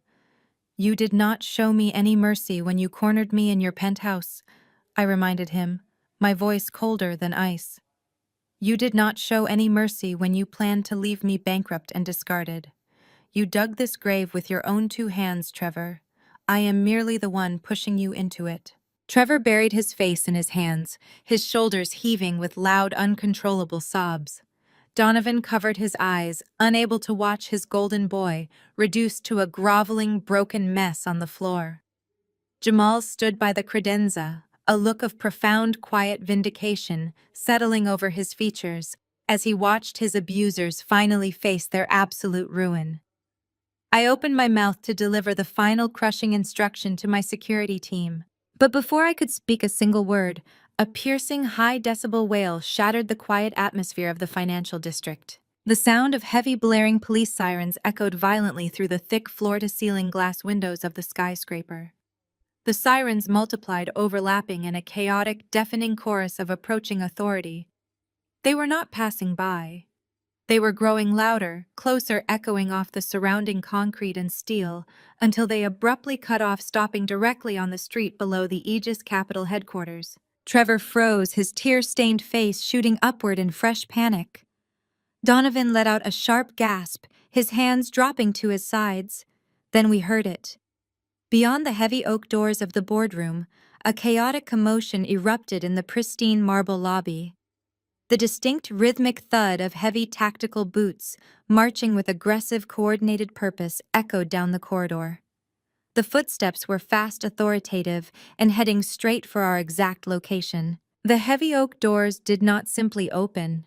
They were violently kicked apart, hitting the thick glass walls of the executive suite with a deafening, thunderous crack that instantly shattered the suffocating tension in the room.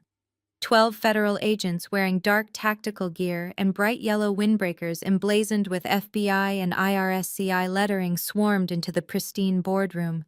They moved with terrifying synchronized military precision, immediately fanning out to secure every corner exit and potential blind spot.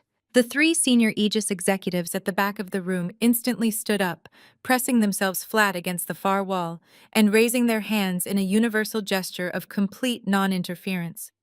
They were seasoned Wall Street veterans. They knew better than to make any sudden movements during a coordinated federal raid. My security guards smoothly backed away from the conference table, relinquishing their hold on Trevor and allowing the tactical team to take full control of the perimeter. A tall, broad-shouldered man with close-cropped silver hair and a deeply lined, uncompromising face marched directly to the head of the massive oak table. He did not spare a single glance for me, Camille, or the terrified Aegis board members. He locked his cold, authoritative stare directly onto Donovan and Trevor. He reached into his tactical vest, pulled out a black leather wallet, and snapped it open to reveal a gleaming gold shield. Special Agent Miller, Federal Bureau of Investigation, White Collar Crimes Division. The man announced, his voice carrying the crushing, immovable weight of the federal government. Donovan and Trevor, keep your hands exactly where I can see them. Do not attempt to move. Trevor whimpered pathetically from the marble floor, his hands instinctively shooting straight up into the air.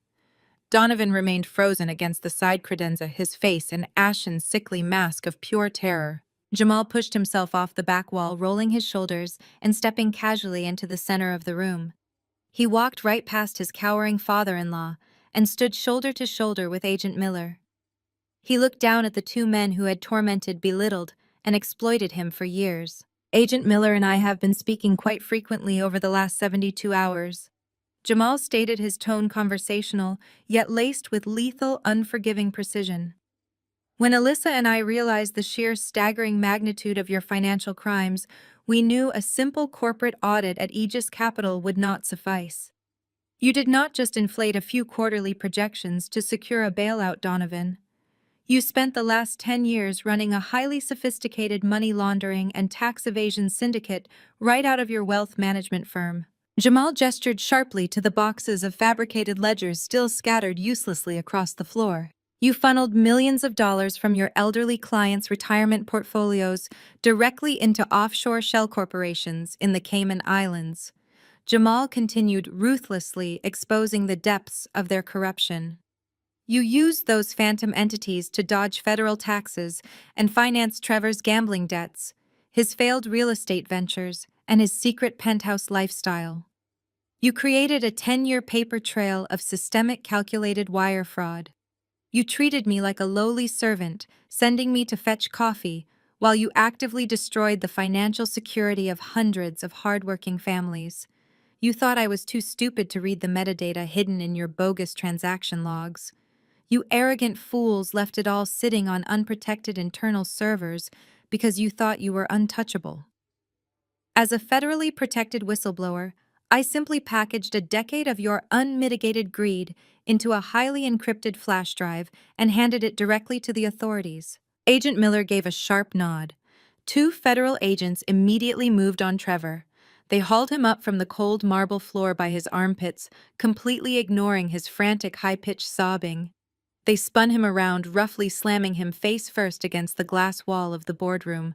The sharp metallic click of heavy steel handcuffs echoing through the quiet room sounded like absolute poetry. Trevor Agent Miller barked, stepping forward as the agents secured his wrists. You are under arrest for conspiracy to commit wire fraud, massive tax evasion, and grand larceny. Furthermore, based on the high-definition video evidence provided by Ms. Alyssa's legal counsel directly to my office this morning, we are adding felony assault and battery to your immediate charges. You have the right to remain silent. Trevor completely lost his mind. He thrashed against the glass, weeping hysterically, begging his father to do something, pleading for a high-priced lawyer, and screaming that he had been framed by his own family. The agents simply jerked him backward and marched him forcefully out of the boardroom. His pathetic, desperate cries echoed down the marble corridor until they were completely swallowed by the closing elevator doors. Agent Miller then turned his cold, calculating stare toward Donovan. The patriarch realized he was entirely out of moves. The intimidation tactics, the generational wealth, the country club connections, none of it mattered against a sweeping federal indictment. Donovan's eyes darted wildly around the room, searching for an exit or a loophole that simply did not exist. Facing the absolute destruction of his legacy and the terrifying reality of a federal penitentiary, Donovan resorted to the lowest, most cowardly tactic available. Donovan let out a loud theatrical gasp. He clutched his chest with both hands, his face contorting into an exaggerated mask of sudden, unbearable agony. He staggered forward violently, knocking over a heavy leather chair, and collapsed heavily onto the floor. He began taking short, ragged, wheezing breaths, curling his large body into a tight fetal position on the marble. "My heart!" Donovan gasped out, squeezing his eyes tightly shut and grimacing. "I need a hospital. I am having a massive coronary event. You cannot arrest a dying man. Call an ambulance immediately." I stood next to Camille, watching the pathetic, desperate performance with absolute, unyielding disgust. Agent Miller did not even blink. He did not shout for help, nor did he rush to Donovan's side to offer comfort. Instead, he calmly reached up and pressed the radio microphone clipped to his tactical shoulder strap. "Bring in the EMTs," Miller commanded flatly. Within 10 seconds, two federal paramedics carrying heavy red trauma bags strode confidently into the boardroom. They had been waiting patiently in the lobby, which was standard operating procedure for high-level white-collar raids, where wealthy executives suddenly developed mysterious, highly convenient medical emergencies to avoid the back of a squad car. The paramedics dropped to their knees beside the groveling patriarch. They worked with rapid mechanical efficiency, completely ignoring Donovan's loud groans.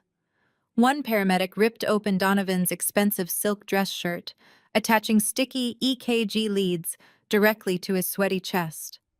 The other tightly wrapped a blood pressure cuff around his thick arm and checked his pulse. Donovan kept wheezing, squeezing his eyes tightly shut, loudly demanding to be transported to a private luxury hospital. The lead paramedic looked closely at the portable EKG monitor, then checked the digital blood pressure reading.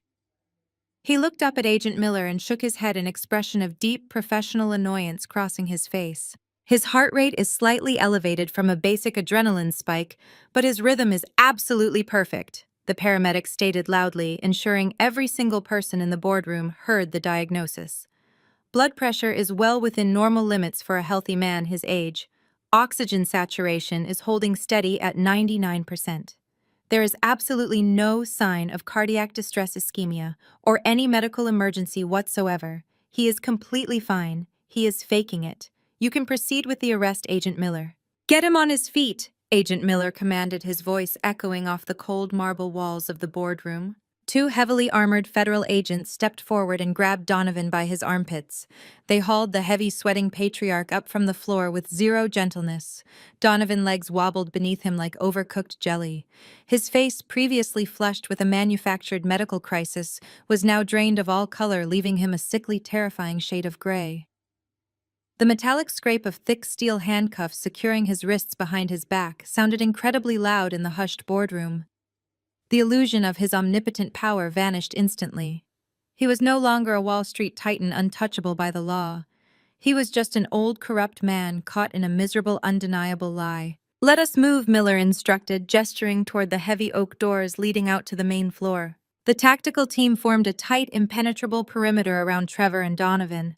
Trevor was still weeping openly, his chin resting against his chest as an agent physically pushed him forward by the shoulder. Donovan kept his eyes glued to the expensive flooring, refusing to look at me, refusing to look at Jamal. The sheer indignity of the perp walk was destroying his pride faster than the arrest itself. My junior analysts stood completely frozen in the corner, their tablets forgotten, staring in absolute awe as the untouchable Donovan men were marched out like common street thieves. Camille calmly closed her silver laptop, the soft click acting as a period to the end of their reign. I smoothed the lapels of my dark Tom Ford suit and followed the procession out of the boardroom and into the expansive sunlit lobby of Aegis Capital. Dozens of employees had stepped out of their glass-walled offices, drawn by the commotion, watching the downfall of the Donovan empire in utter silence. The timing could not have been more perfectly orchestrated by fate. Just as Agent Miller and his team reached the center of the vast lobby, the polished steel doors of the private executive elevator chimed a sharp melodic note. The doors slid apart. Patricia Donovan and her daughter Brittany charged out of the elevator cabin. They moved with the frantic, entitled energy of women accustomed to having the world immediately part ways for them. Patricia wore a pristine Chanel tweed suit, her signature pearls clicking softly against her collarbone. Brittany was right behind her, clutching a ridiculous oversized Birkin bag, like a leather shield against the peasantry. Donovan must have texted or called his wife in a blind panic the moment Camille had first walked into the boardroom, begging her to come down and run interference. Patricia clearly expected to walk into a room where her husband was verbally dismantling a disobedient, emotional employee. She expected to play the role of the gracious, condescending matriarch, offering me a pitiful severance package while demanding my absolute gratitude. Instead, Patricia froze, dead in her tracks, her expensive designer heels skidding sharply against the polished marble. Her eyes darted frantically across the lobby. She processed the bright yellow FBI windbreakers. She saw the heavy tactical gear and the holstered weapons. Then her gaze locked onto her husband. Donovan's silk shirt was ripped open from the paramedics, exposing his bare, sweaty chest, his hands securely shackled behind his back. A second later, Patricia saw Trevor. Her golden boy, her perfect, brilliant son, was hyperventilating, his face swollen and wet with tears, flanked by two massive federal agents. The absolute mind-breaking shock hit Patricia so hard, she physically staggered backward, bumping hard into her daughter. Harold, Patricia shrieked, her voice cracking into a shrill, hysterical pitch that bounced off the high glass ceilings. "Trevor, what is happening? Who are these people? Unhand my son right now." Brittany let out a piercing scream, dropping her Birkin bag directly onto the floor. The incredibly expensive leather slapped against the stone, spilling luxury cosmetics and platinum credit cards everywhere. She lunged forward, raising her manicured hands to push the federal agent holding her brother. "Do not touch him!" Brittany yelled, her face contorting into an ugly, spoiled rage. "Do you know who we are? We own half this building. My father will have your badges by dinner time." "Step back immediately, ma'am," Agent Miller barked, stepping directly into Brittany's path. He did not raise his hands, but the sheer imposing wall of his federal authority stopped her dead in her tracks. Interfere with a federal arrest, and you will be in the back of the transport van right next to them facing obstruction charges. Brittany shrank back, her mouth hanging open in dumbfounded silence. No one had ever spoken to her like that in her entire life. She looked wildly at the agents, completely incapable of processing a world where her last name held absolutely no currency. Patricia ignored the agents completely. Her frantic, wide-eyed gaze swept past the arresting officers, past the staring employees, and landed squarely on me. I was standing next to Jamal and Camille, my arms crossed, watching the destruction of her family with absolute clinical detachment. Patricia mind snapped. The carefully cultivated high society pretense she had spent 4 decades perfecting completely evaporated into the sterile, air-conditioned air. She was no longer a country club elite, sipping mimosas and judging the hired help. She was a desperate, terrified woman watching her empire burn to ash. She bypassed the federal agents, practically sprinting across the lobby toward me.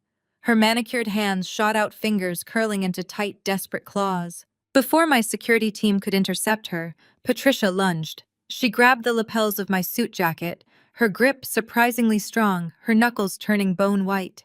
She pulled me slightly forward, her face mere inches from mine. Her expensive designer perfume was entirely masked by the sour, sharp scent of her own adrenaline and panic. "Please, Alyssa!"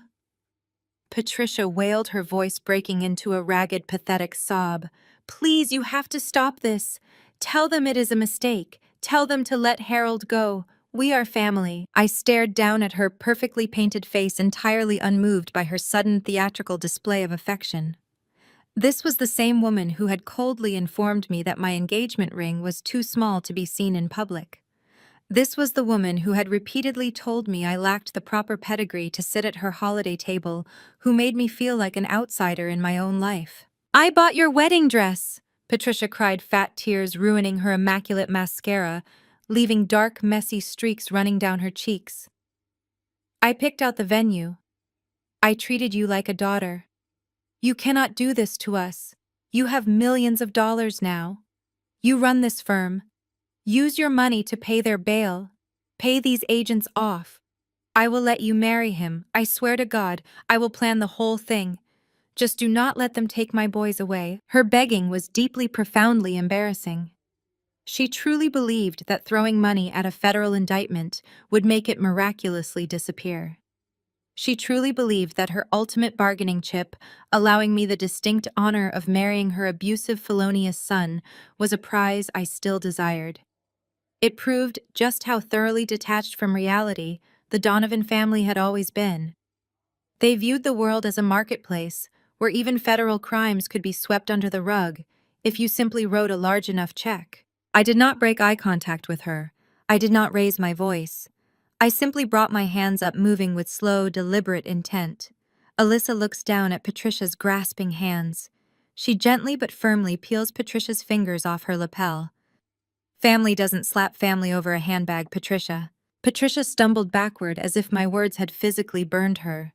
Her manicured hands, previously hooked into the fabric of my jacket, like desperate claws, dropped limply to her sides. She stared at her own trembling fingers, completely incapable of processing the rejection. For her entire life, Patricia Donovan had operated under the absolute certainty that money, status, and the threat of social exile could bend any situation to her will. Now, standing in the center of the Aegis Capitol lobby, with dozens of my employees watching in absolute silence, she was encountering a reality she could not manipulate. I took a slow, deliberate second to smooth the lapels of my suit, brushing away the invisible taint of her panic. I looked at her not with anger, but with the cold, clinical detachment of an auditor examining a bankrupt ledger. "You actually think a bail bondsman is going to fix this, Patricia?" I asked, my voice carrying clearly across the quiet marble floor. "You think Harold is going to call his country club friends, secure a bridge loan, and make this all go away? You still do not understand the magnitude of what happened in that boardroom. Your husband and your son did not just commit crimes, they completely over-leveraged your entire existence to hide them." Patricia swallowed hard, her chest heaving. Her eyes darted toward the bank of elevators where the federal agents had just vanished with her family, then snapped back to me. "We have accounts." Patricia stammered, her voice thin and reedy, stripped of all its usual aristocratic arrogance. "We have trusts. We have the offshore holdings. Harold always makes sure we are protected." "Harold made sure you were blind," I corrected sharply. "Harold used the firm commercial credit lines to cover Trevor's staggering gambling debts and his own disastrous real estate ventures. He cross-collateralized those business loans with your personal assets." When I handed the evidence of their 10-year money laundering syndicate over to the federal authorities, it triggered an immediate default clause on every single loan the Donovan family holds. I took a step closer to her. She instinctively shrank back. "Aegis Capital purchased that defaulted debt at 8 o'clock this morning," I stated, delivering the killing blow with total, unwavering precision. "While you were sitting in your breakfast nook sipping mimosas and planning your next charity gala, my firm bought your entire life for pennies on the dollar. We own the paper on everything. And as of 9:15 this morning, your accounts are entirely frozen by the IRS. There are no trusts. There are no offshore holdings. You have absolutely zero liquidity." Patricia began to shake. The color completely drained from her face, leaving her heavy makeup looking like a grotesque mask painted on a ghost. "I want you to think back to last Thanksgiving. Patricia," I continued, my tone dropping to a lethal quiet register. "I want you to remember standing in the grand foyer of your sprawling Connecticut mansion. I want you to remember handing me a cheap store-bought coat, while everyone else received cashmere, and loudly wondering how a girl who grew up bouncing around the state foster care system even knew which fork to use at a formal dinner. You told me I should be eternally grateful that a family of your pedigree was willing to overlook my trashy background and elevate me into high society." Patricia opened her mouth to speak, to offer some pathetic, desperate excuse, but no words came out. Her throat worked uselessly. "The bank is foreclosing on that mansion tomorrow morning at exactly 8 o'clock. I informed her, enjoying the exact moment her eyes widened in sheer, unadulterated horror. "The locks will be changed. Your belongings will be boxed up by strangers. And that precious Aspen ski lodge where you banished me to the basement guest room because your real family needed the master suites, federal agents seized that property an hour ago." I let my gaze drift slowly over her ruined, tear-stained face, down to the expensive Chanel tweed suit she was wearing. "You bragged about buying my wedding dress, Patricia," I said, my voice echoing with absolute finality. "I highly suggest you keep that custom silk. You are going to need the extra layers to keep warm." Patricia let out a low, strangled gasp, clutching her chest exactly the way her husband had done minutes earlier, though her shock was entirely genuine. Behind her, Brittany finally snapped out of her paralyzed stupor. The spoiled heiress looked at her mother's crumbling form, looked at the spilled contents of her ruined Birkin bag on the floor, and spun around with wild, manic energy. Her eyes locked onto Jamal, who had been standing quietly a few paces away, watching the scene unfold with an expression of quiet, enduring strength. "Jamal!" Brittany shrieked, her voice grating and desperate. She stomped her heel against the marble, reverting instantly to the demanding, entitled brat she had always been. "Do something. You work in finance. Call your lawyers. Call the bank. Fix this right now. Write a check and get my father out of there." Jamal did not flinch. He did not lower his eyes, nor did he rush to placate her the way he had been conditioned to do for years. He simply stood tall, adjusting his perfectly tailored suit jacket. He reached inside his breast pocket and slowly withdrew a crisp, folded manila envelope. He closed the distance between them with calm, measured steps and extended his hand, pressing the envelope firmly against Brittany's chest until she was forced to take it. "I cannot write a check," Brittany, Jamal said, his voice completely devoid of the warmth he used to reserve for her, "because my accounts are entirely separated from the Donovan estate. I filed the paperwork 3 weeks ago. Those are the final divorce decrees. I already signed my portion." Brittany stared at the envelope in her hands as if it were a venomous snake. She looked up at him, her mouth trembling. "You are leaving me?" Brittany asked, her voice cracking into a pathetic, confused whisper. "Now, my family is under attack, and you are abandoning me." "Your family is not under attack, Brittany." Jamal corrected, his tone completely steady. Your family is facing the consequences of a decade of theft, fraud, and abuse. And I am not abandoning you. I am emancipating myself. I am the federal whistleblower, Brittany. I gave Agent Miller the flash drive that just sent your father and your brother to federal prison. Brittany let out a sharp, breathless squeak. The envelope slipped from her manicured fingers, landing softly on the marble floor next to her scattered credit cards. Agent Miller, who had hung back by the lobby doors to secure the perimeter, walked over and placed a brief, respectful hand on Jamal's shoulder. "We need to get you downtown to finalize your formal statement," Mr. Davis, the federal agent said, addressing Jamal with a level of professional respect the Donovan family had never once shown him. "Your cooperation is greatly appreciated by the Bureau." Jamal gave a single, definitive nod. He turned his back on his soon-to-be ex-wife without a second glance. He fell into step beside the federal agent, walking out through the grand glass doors of Aegis Capital, stepping out into the bright afternoon sunlight as a completely free man. Brittany stood frozen, her eyes wide, staring at the space where her husband had just been. Patricia let out a sudden, high-pitched wail. The reality of her total, inescapable ruin crashed down upon her all at once. Her husband was in federal custody. Her son was facing assault and wire fraud charges. Her fortune was seized. Her homes were foreclosed. Her daughter was abandoned. She raised her hands to her head, let out one final breathless sob, and collapsed completely, fainting dead away onto the pristine marble floor of the Aegis lobby. Patricia hit the marble with a dull, heavy thud that reverberated through the silent lobby. Not a single person rushed to her side.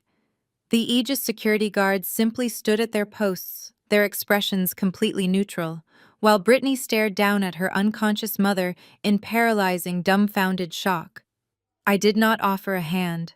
I did not call for help. I simply stepped neatly around Patricia's prone form, adjusted the cuffs of my tailored suit, and walked back toward the executive elevators with Jamal and Camille.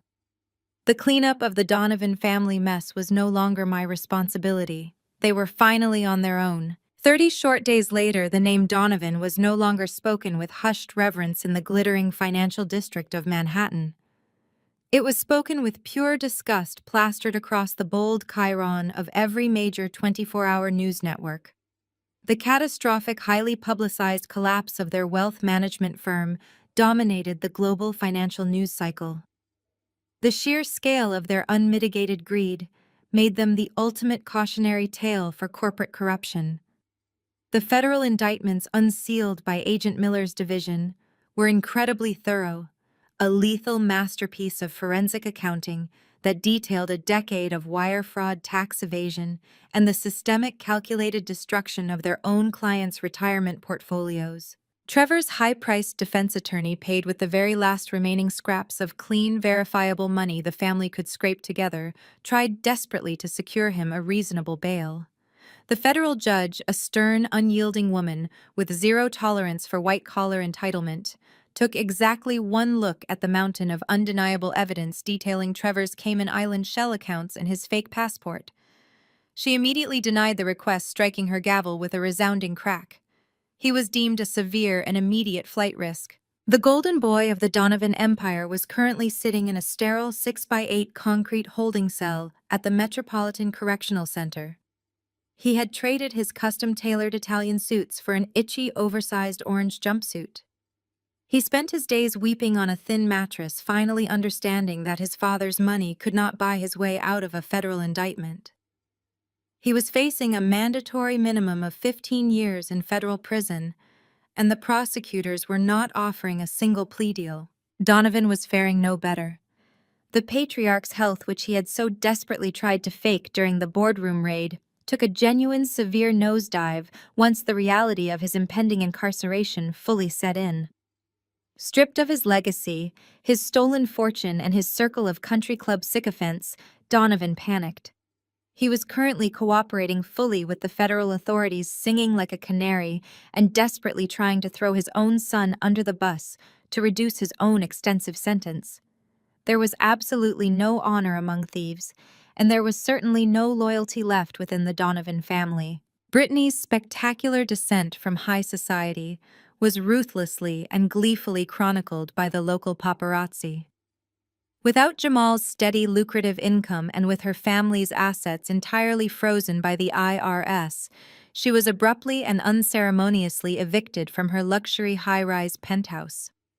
Tabloid websites published high-definition photographs of the former heiress, dragging heavy black garbage bags full of her belongings into a cramped, low-rent apartment complex on the gritty outskirts of the city.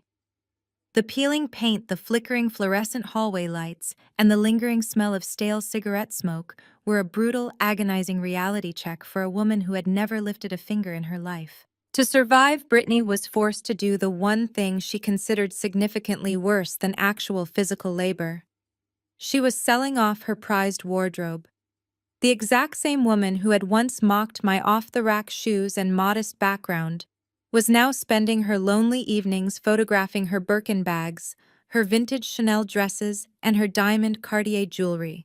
She was listing them on second-hand luxury consignment apps just to afford her monthly electric bill and basic groceries. The comment sections on her listings were flooded with former friends and jealous society rivals offering insulting, humiliating lowball prices, providing a daily agonizing reminder of her complete and total social exile. But the ultimate crowning irony belonged solely to Patricia. The banks had shown her absolute zero mercy. The sprawling Connecticut mansion was seized.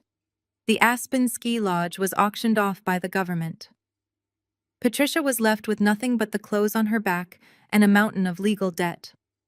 Forced to enter the workforce for the first actual time in 4 decades, the former high society matriarch secured the only job her complete lack of practical skills could command. She was currently working as a front door greeter at a massive discount department store.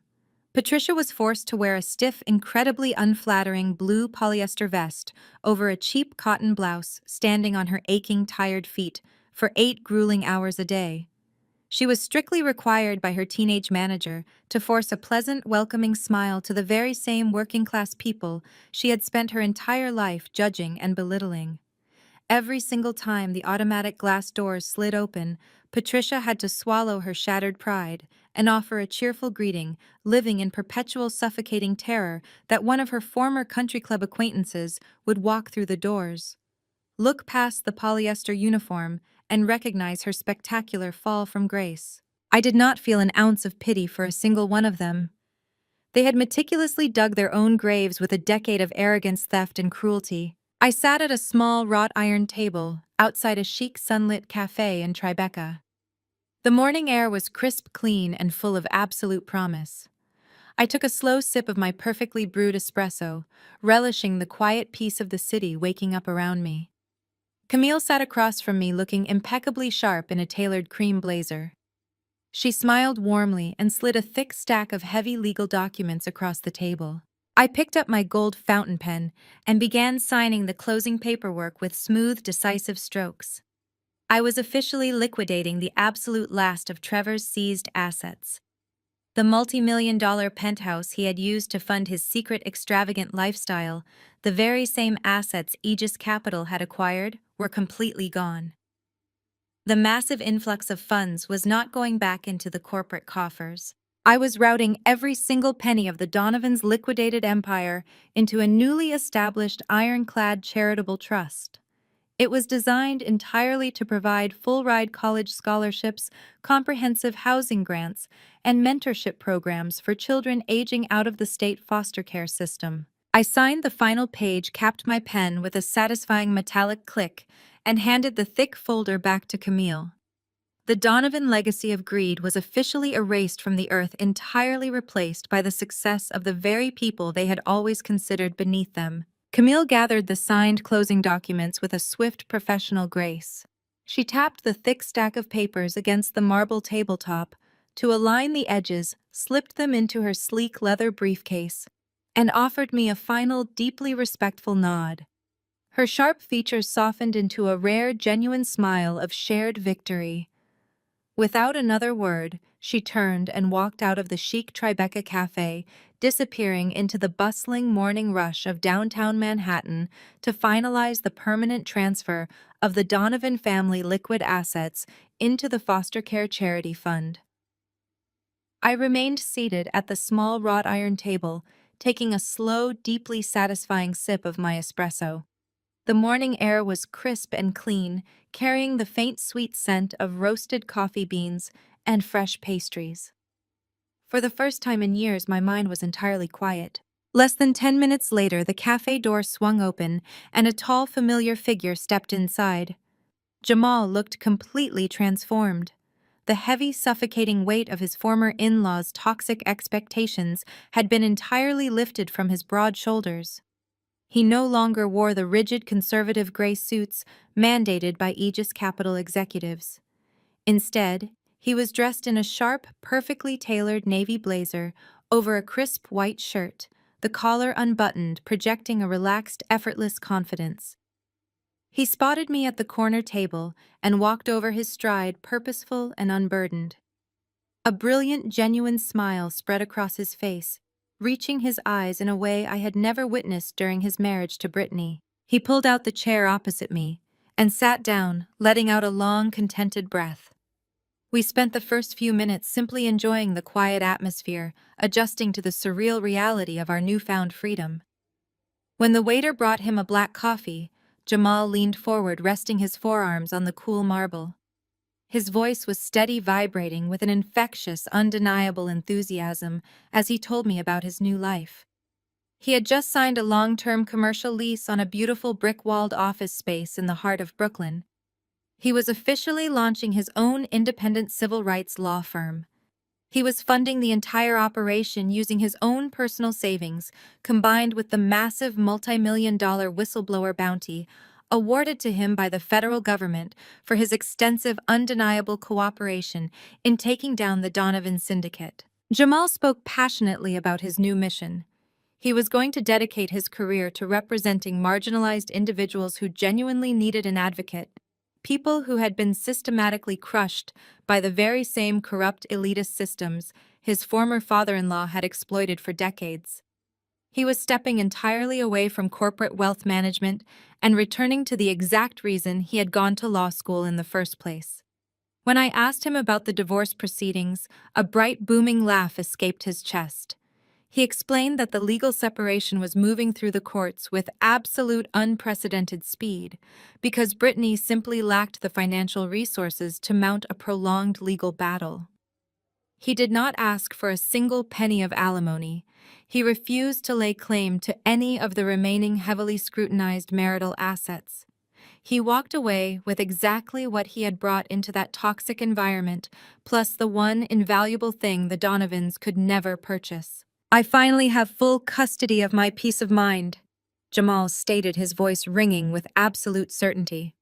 He raised his simple white ceramic coffee mug, his eyes locking onto mine with deep, unwavering gratitude. He thanked me for being the catalyst for refusing to look the other way, for taking the brutal initial hits that ultimately fractured their empire of lies.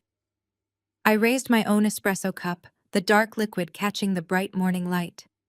We clinked our cups together over the small table, the sharp ceramic ring serving as a quiet, powerful toast to absolute new beginnings. After finishing our drinks, Jamal insisted on paying the check, leaving a generous tip on the table. We walked out of the cafe together, stepping onto the sunlit sidewalk. We shared a firm, long hug, the kind of deeply resonant embrace shared only by two soldiers who had survived the exact same war and made it out the other side. He turned and headed down the block toward the subway station, his stride eager and impatient to get back to his new firm in Brooklyn. I stood alone on the corner, breathing in the vibrant electric energy of the city. Manhattan was fully awake, a roaring symphony of yellow taxicabs, hurried pedestrians, and the undeniable pulse of pure, unadulterated ambition. I adjusted the strap resting securely on my shoulder. I was holding the very same vintage black leather Hermes Kelly bag that had started this entire chain of events. The flawless, incredibly expensive accessory rested comfortably against my side. The bright morning sun hit the gleaming gold hardware perfectly. It illuminated a tiny, almost imperceptible scratch right near the center clasp. That tiny mark was the exact spot where my security team had expertly hidden the miniature high-definition camera. I ran my thumb over the smooth, pristine leather, feeling the cool metal of the clasp against my skin. That bag had captured every insult, every physical threat, and every illegal, arrogant confession. It had been my silent, unwavering witness when the world refused to listen. I began to walk down the busy avenue, my designer heels clicking a sharp, rhythmic tempo against the concrete sidewalk. The towering glass skyscrapers stretching up into the endless blue sky no longer looked intimidating. They looked like open doors. I merged seamlessly into the flow of the bustling street, walking with the absolute certainty of a woman who had conquered her darkest demons. They thought an orphan would be so starved for love that she'd endure their abuse just to sit at their table. But they forgot one crucial detail. Women who build their own empires from the ground up don't just sit at the table. They own the building, and they never, ever let anyone slap them twice. The screen fades to black on her triumphant, unbothered smile. The power of independence. The core lesson from this dramatic revenge motif is that true self-worth never stems from toxic family validation, but from quiet resilience. When unfairly treated as the family scapegoat, the most powerful response is not arguing, but silently building your own empire. Financial and emotional independence becomes your ultimate shield against narcissistic manipulation. By focusing on personal growth rather than begging for acceptance, you reclaim your narrative and your power. You learn that walking away to build your own table is far better than fighting for a broken seat. Share your best advice for handling toxic relatives in the comments below.